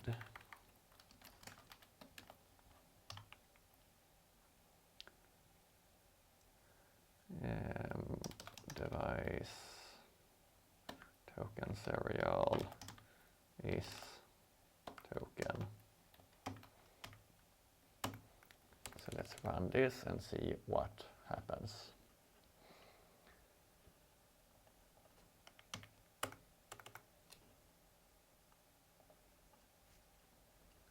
Invalid bootstrap token. Is my bootstrap token is incorrect.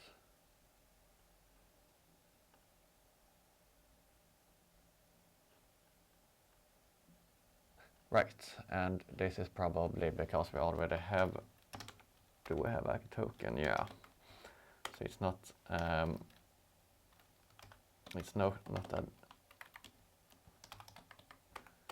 it's not a bootstrap token it's using, it's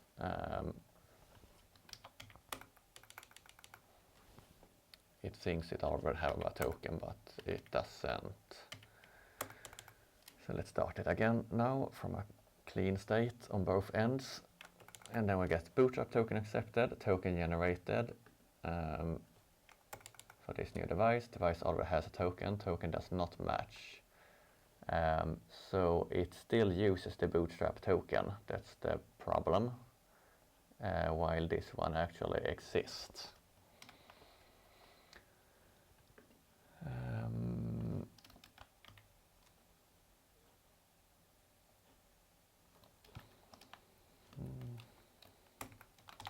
This command continues to use the bootstrap token even if the token.txt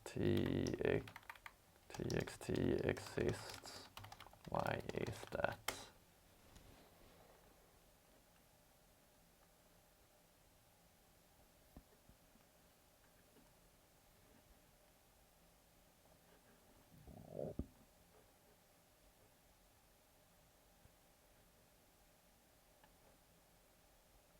Get token.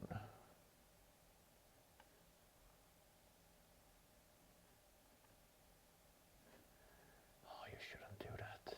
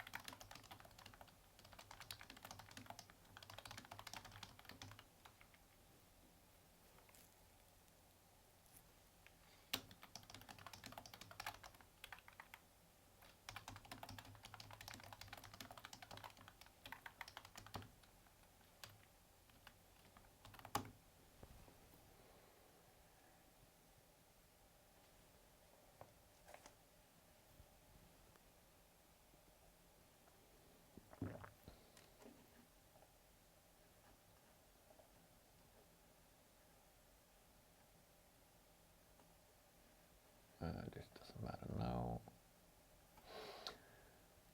Returns the token string or empty if not found. That's what we want to do. Some debug logging.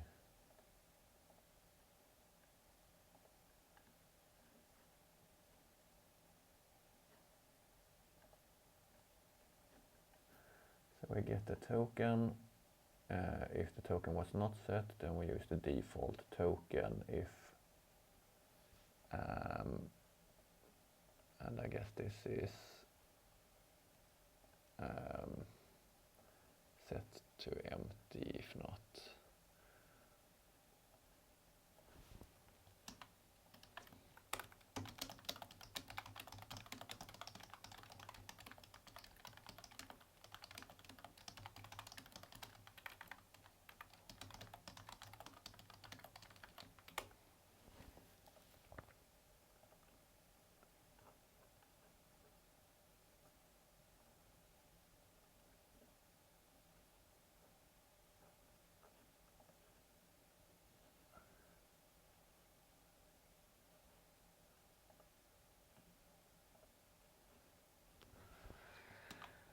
Okay, so let's try this again.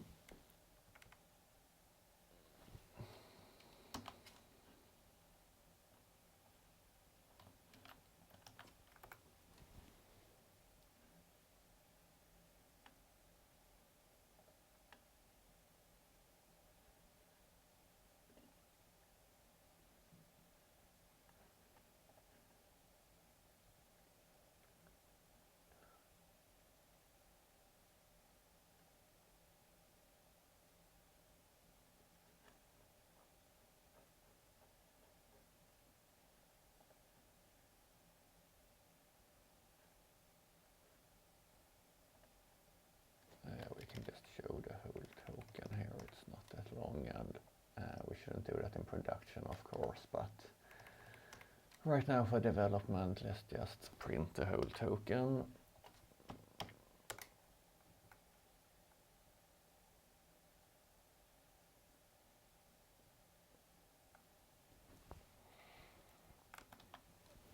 So looking for token file found, reading, found the token. So let's start the server again and take a look at what happens now. Invalid bootstrap token, and this is expected, so it's still a bug that we need to figure out. So for now, remove token and start the server and run this one. So bootstrap token accepted, token generated. So this is the strange thing again. We still get that it's trying to use the bootstrap token.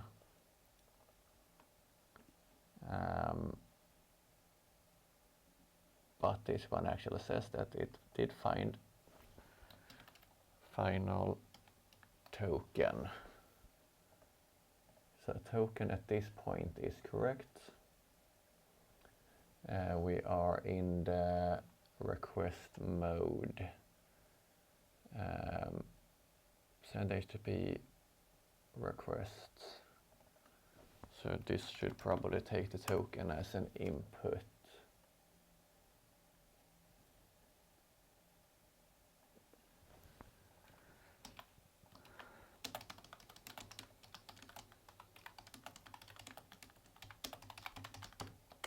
And for good practice,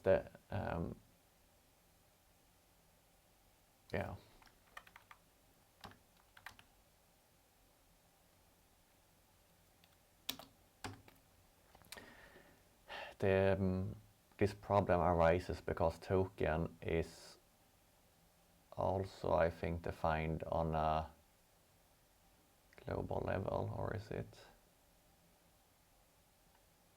Yeah. It's probably the parsing that sets the token. No, it says default token actually. I'm not sure how this can happen, but it's definitely better if we explicitly send the token that it should make use of.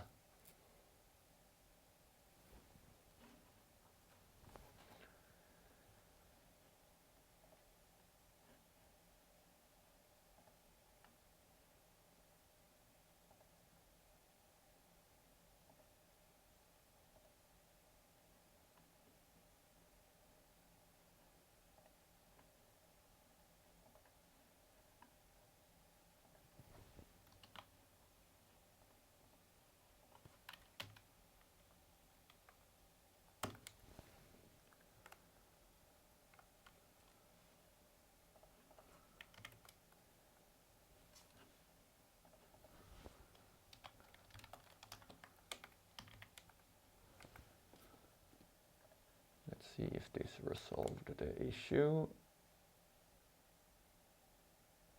No, it did not. So let's enable debug mode again.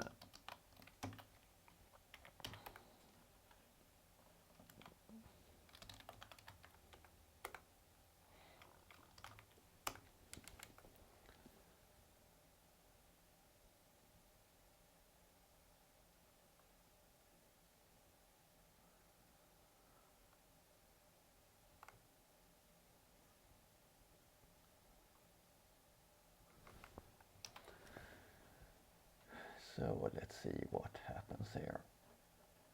Where do we have the curl request?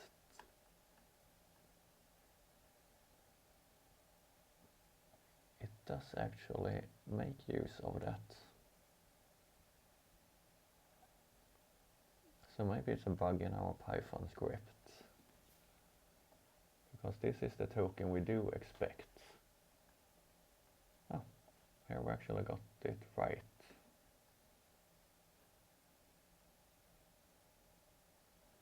So maybe it's just a delay in the pipeline.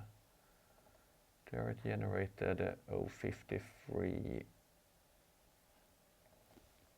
device unknown. Why do I have different devices? Let's stop that one again. Remove token.txt. Remove the debug mode.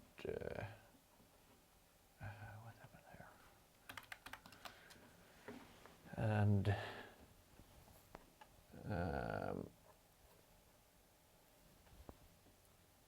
where do we have created?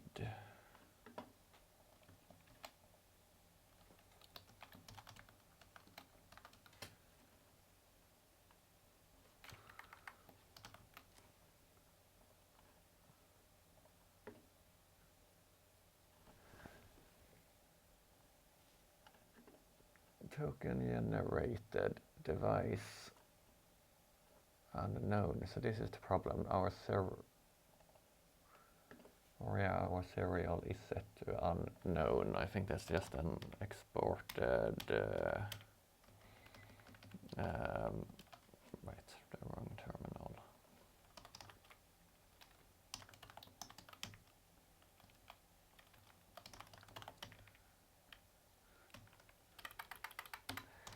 Test 1, 2, 3, 4.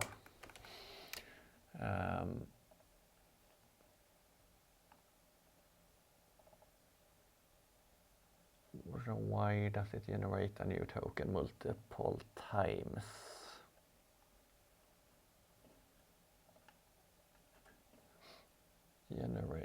Right.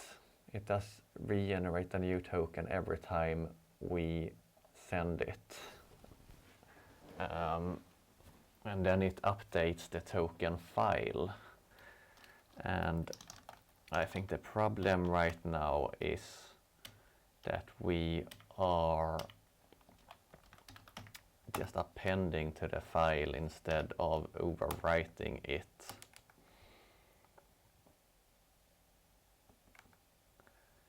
So every time the client makes a request to generate a token, we generate a new token.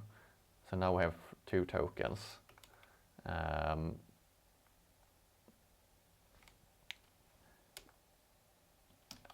now we have 3 or 4 tokens. So if we look in the token file now, we have all the 3 tokens here. And our script is still using the first one, while the third one is the valid one now. So it could be good to store some number of tokens so that we can fall back to another version if needed, but we don't want to continue appending forever. So we need to limit the size of this in some way. So let's go to the plugin specification that we have here and go to outputs and file. See if we have any rotation interval, rotation max size, rotation max. Okay, the fact will be rotated after time interval, max rotation. So file rotation allows us to essentially start over on a new file once this one gets too big. So if we set, let's say, rotation interval,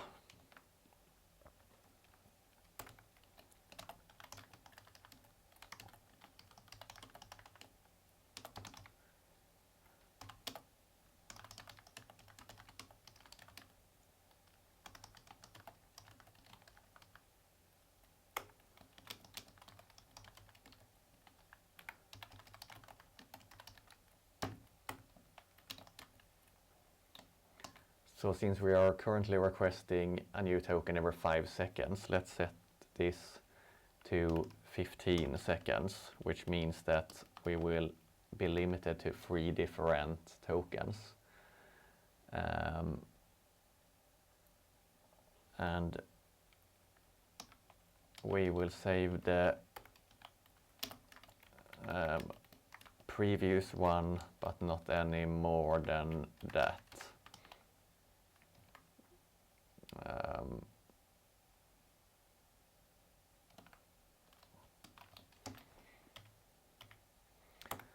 So if we run this now, start the server, generate the first token,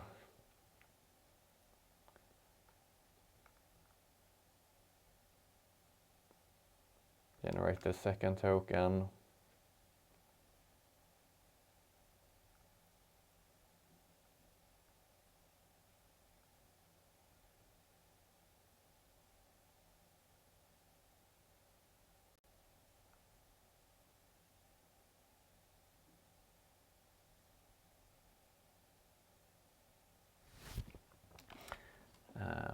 okay, so actually I think we have another bug also.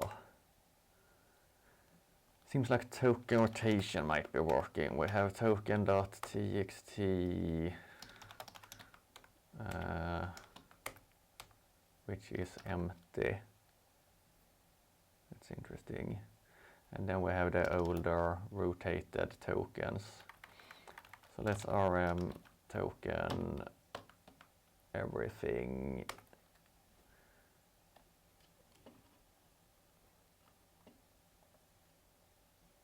And say our token.txt file will use JSON-L format with 1 JSON message per line. The valid token is the last one in the file, so use that one in the send request script. So I think we can just tail the last line of it and parse that one instead, so that should be a quite simple fix. So that way we always use the latest token and not an earlier token.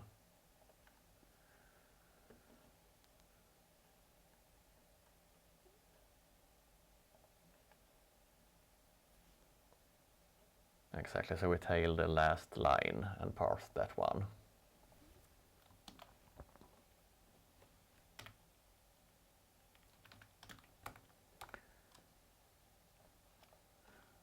So let's start the server again. Let's run Telegraph and see what happens now.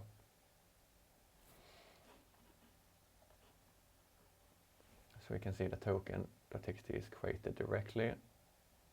There we add 1 token to it.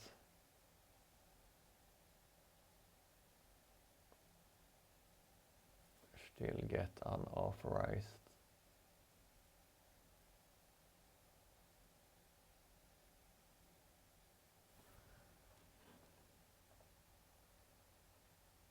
Still using the bootstrap key. So let's actually, for now, remove the rotation of files again. That is complicating things and we don't really need it at this moment. So we start the server, we run the script,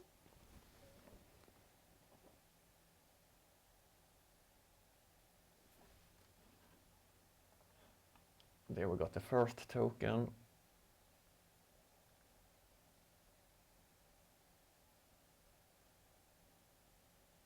There we got the second token.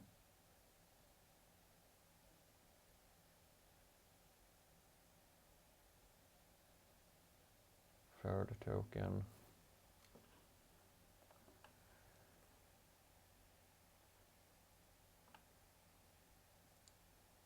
Okay, so things are working, but we have some kind of synchronization issue because sometimes we are using an older token. So this token was just created at 49.50. 5 seconds later we got a message and it didn't use the latest token, and I suspect that the issue is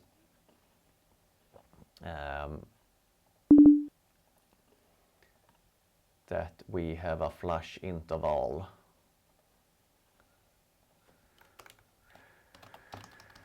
Make sure to flush directly to the file so that other scripts can make use of the token as soon as possible. Flush interval, I don't think we can set it to 0 seconds, but we can set it to 1 second, and we can set it to let's see, this is a global configuration.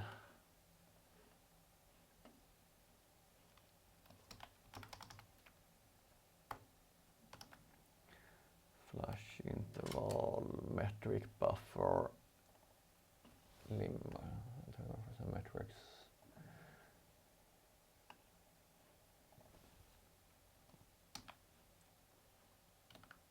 So I think if we set this one to 1, then it will flush directly when it have 1 metric. So let's restart the server.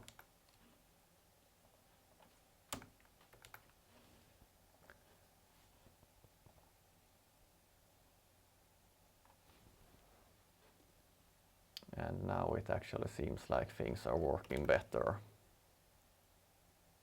Yep, I think this works perfectly now.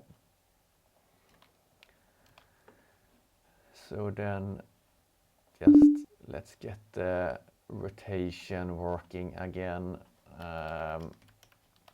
Every 15 seconds we rotate, we keep one of the older files. So let's see what is happening now. We are creating this token file, adding first one, adding second. Now it's rotated, tokens are shifted to the older one.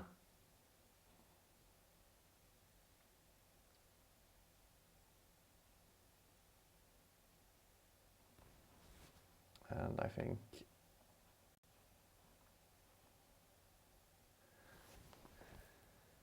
okay, so now we're in the problem that when it does the rotation, it actually empties the file and put it in the old one.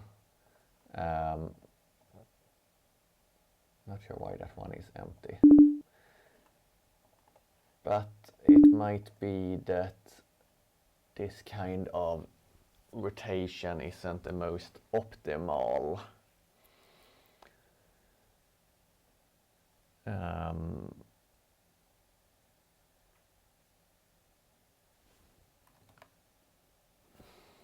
So let's see, do we have any other options?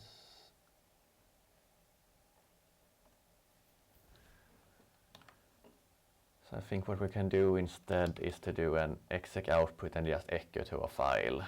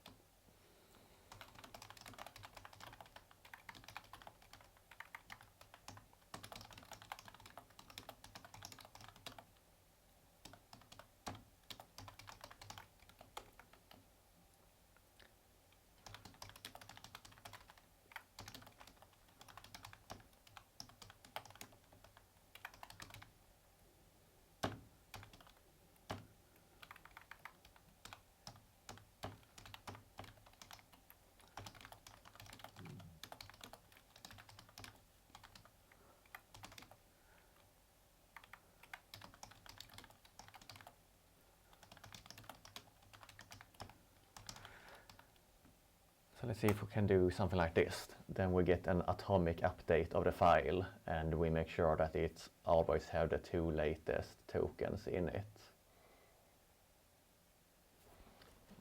Don't use a script.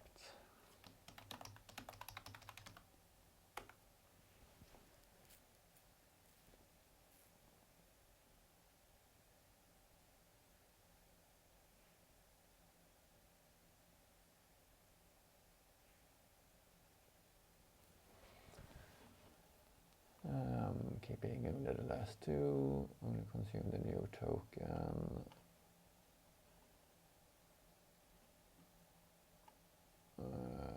I did ask you not to create a script for it.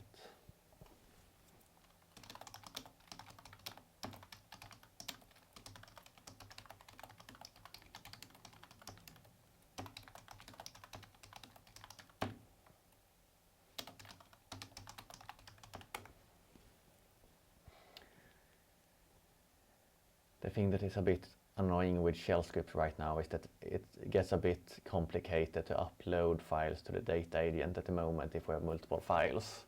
This is something we will make easier in the future, but right now it makes sense to keep the number of files as few as possible. This comment is quite good, so I don't know why it want to change that. So let's see, it want to, we keep the latest line from the file if it exists.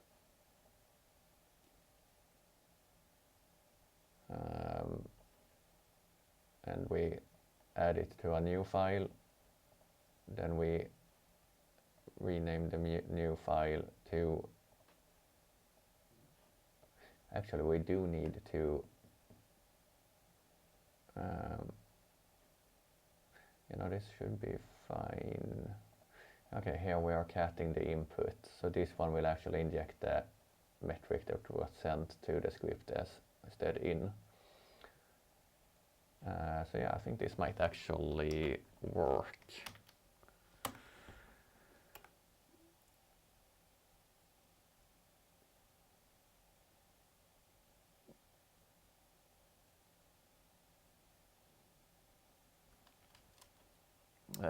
Just need to restart the server again since we probably have an outdated token. And something happens. Let's see. 8B7.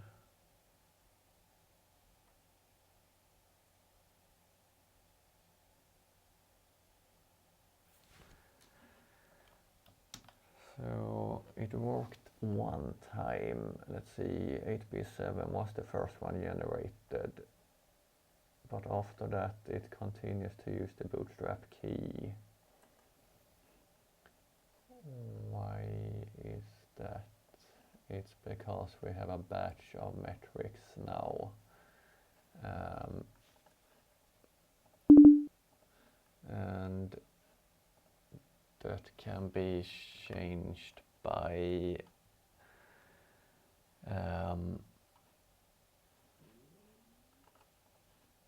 we need to disable batching.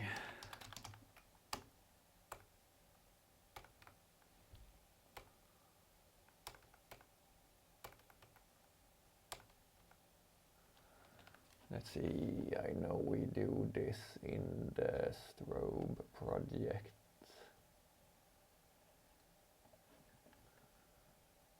Use batch format.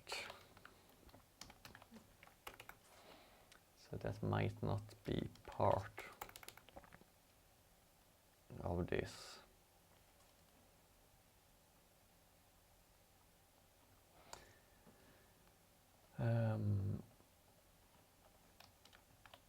Yeah, actually it does. Use partialization format. Right, but we don't have, now we're using the output exec.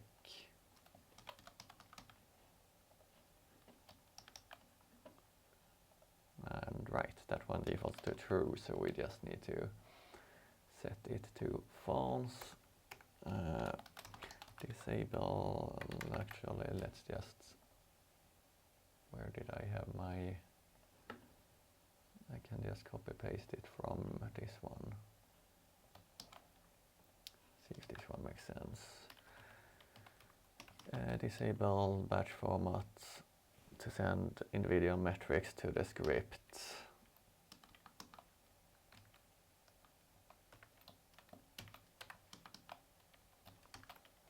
So that way we get rid of the wrapping. If you output it in batch format, then you will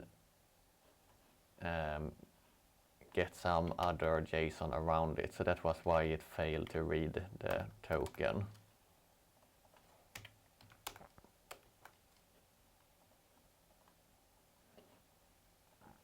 So now we have fields on the top level again, exactly as we expect. Everything looks fine so far. And we see that it rotates now, so we just keep the latest two metrics. So this is the active key, this was the last working key. At this point we don't need it, but it could be good for robustness in case you want to have an extra layer of fallback for the extra device in some way. So I think we keep it like this. So perfect, I think the whole token rotation service is working now. Every 5th second we are changing our token that we use, and we invalidate the earlier tokens. So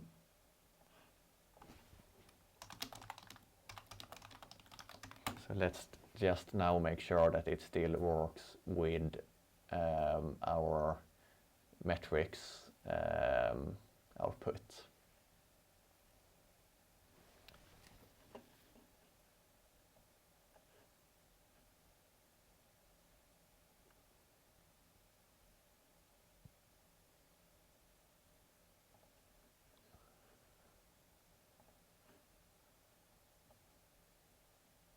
So we send metrics to the /metrics URL.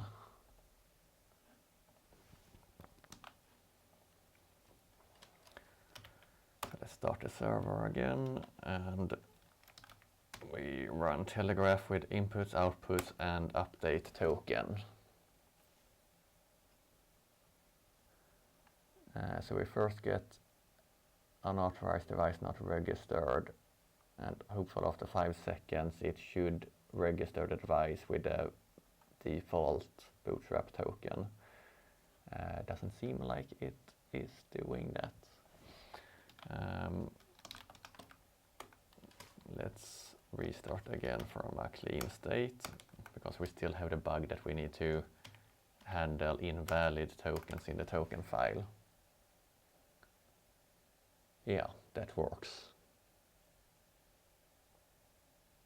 So now we can see that every 5th second we get a new token, and that token is used to send these metrics every second to the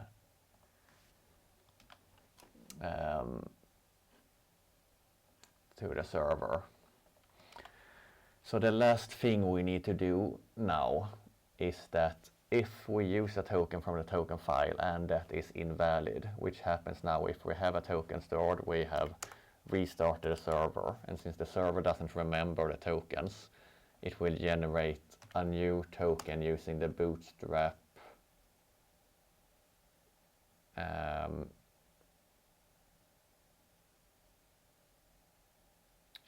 the client will use the register token, but we don't have any register token, so we want the device to fall back to the bootstrap token since the request was invalid.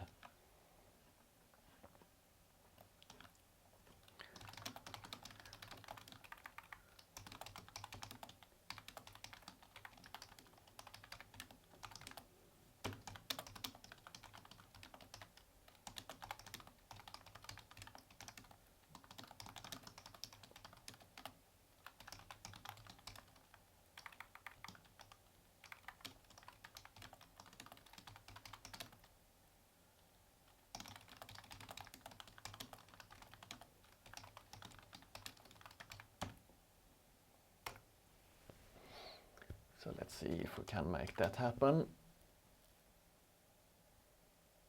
And we're getting very close to being done with this.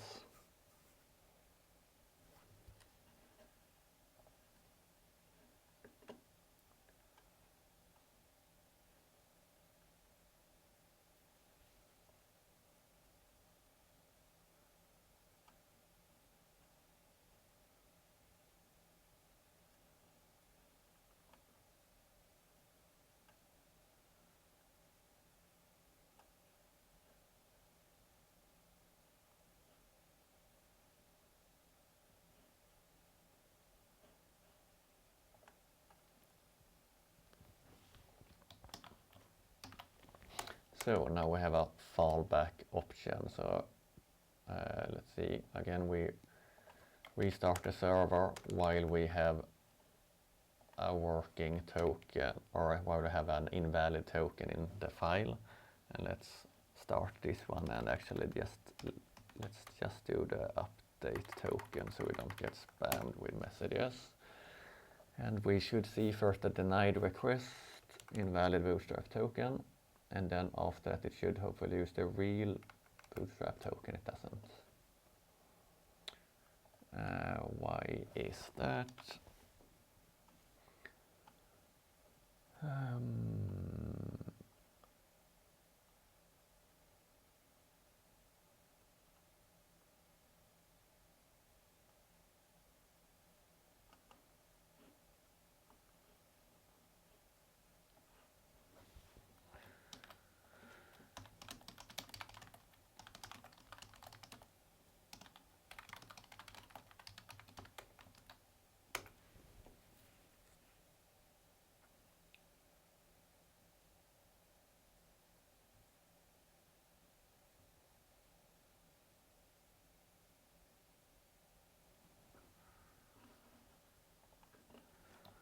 So this is getting a lot of duplication.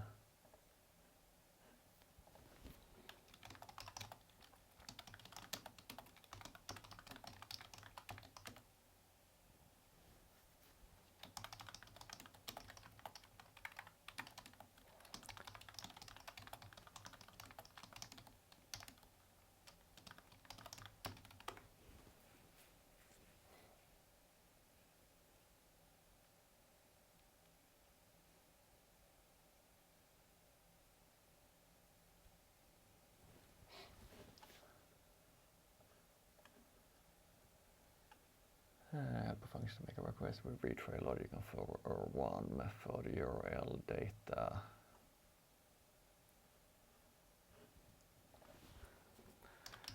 Take the token and default token as input arguments to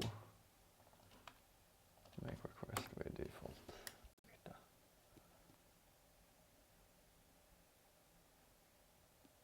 But this is just for send. Okay, it's used for both.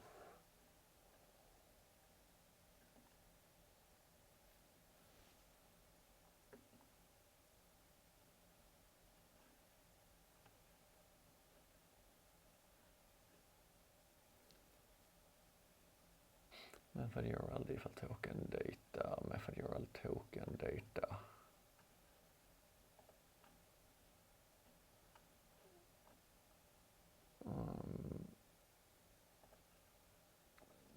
Let's just accept this and see how it looks. So this simplifies things a bit. So in send mode, we read the metrics, we make the request with retry, and then we parse the errors.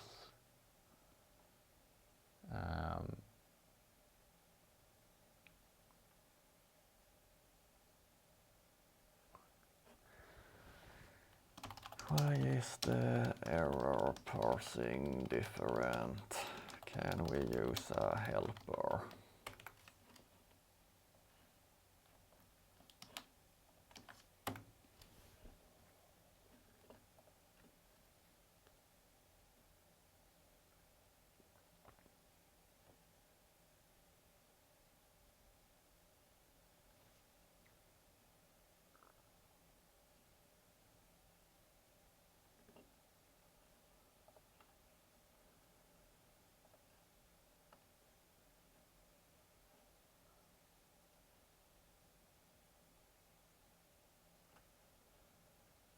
fine. Okay, so this looks much simpler. Read metrics from stead in, send the metric to the server,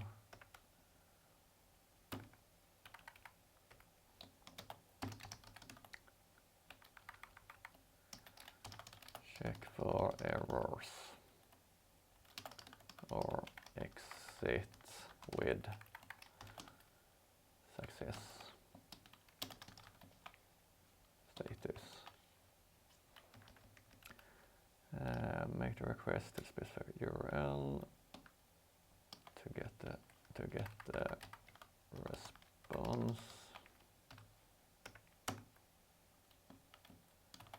Check for errors or exit with check for errors.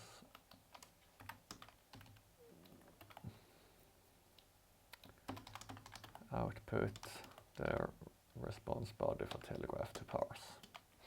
Okay, so that's a bit cleaner, and the big question is, does it work? So again, we restart the server, we keep the old invalid token, and we start. And it seems it did first try with the old token, it got rejected, so it fall back to the bootstrap token, which generated a new token, and then it seems like it's matching and it's updating the token. Perfect. So I think that is actually everything. So let's now just update everything to the data agent. Just need to restart it again. Upload all the new files. So update token.conf, output.conf, input.conf, and upload a new send HTTP request, so then we can delete this old one. And seems like it is working. So just to make sure, we can restart everything, delete the token, restart the server, and everything gets up and running again. We can refresh the page here, and we can see the tokens that it is using. If we refresh here, we will see we have 2497, CC 27, now it rotated. So everything seems to be working great now. So the only thing we don't really have, which would be some kind of manual feedback, is that if we now when we have used the bootstrap token once, the device or the server only accepts it using the new tokens. And if we for some strange reason would lose our tokens in the device, then we will get into a state where the server doesn't accept the bootstrap key anymore, the device doesn't know which key to use. So then we need to do a manual recover by telling the server that we should accept the bootstrap key again for this device. And in this case, we do it just by restarting the server, which causes it to forget all the tokens and accept the same bootstrap key again. So now we see that we are all up and running again. So this gives us a way to recover from the case where something gets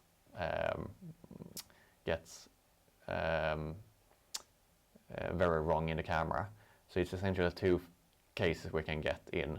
Either that the camera forgets the token, and then we need to do this manual accept of on the server side, which we of course can do remotely. Or the other case is when the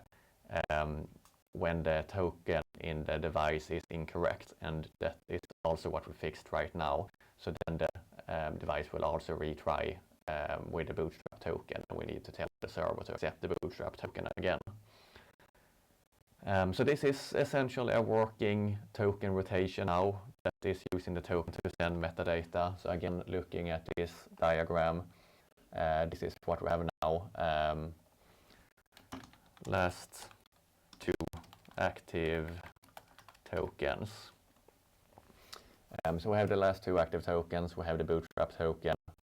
The request pipeline is making use of that, while the metadata pipeline is only making use of the active token. So every 5th second we rotate to a new token, and then we use this token for 5 seconds to upload metadata. After 5 seconds we get a new token, and we use that one for the next 5 metadata events. So you could of course change this to 24-hour token rotation, for example, which might make more sense than 5 seconds.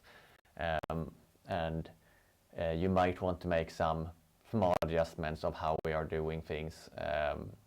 In this case, one thing that is important to consider is that right now, the way it is implemented, a device could just spoof any kind of serial number in the header. We don't see the header here, but the header contains the serial number of the device. And if a device just spoof some random serial number, our server will accept it right now. But you can of course validate this in the server. You can know what serial numbers do we actually have in our deployment, and then use that. And that should be relatively safe to do, but it's not 100% safe, because the serial numbers are typically created in batches. So you can kind of guess another valid serial number. It's very low possibility that other serial number is actually one that you have onboarded in your system.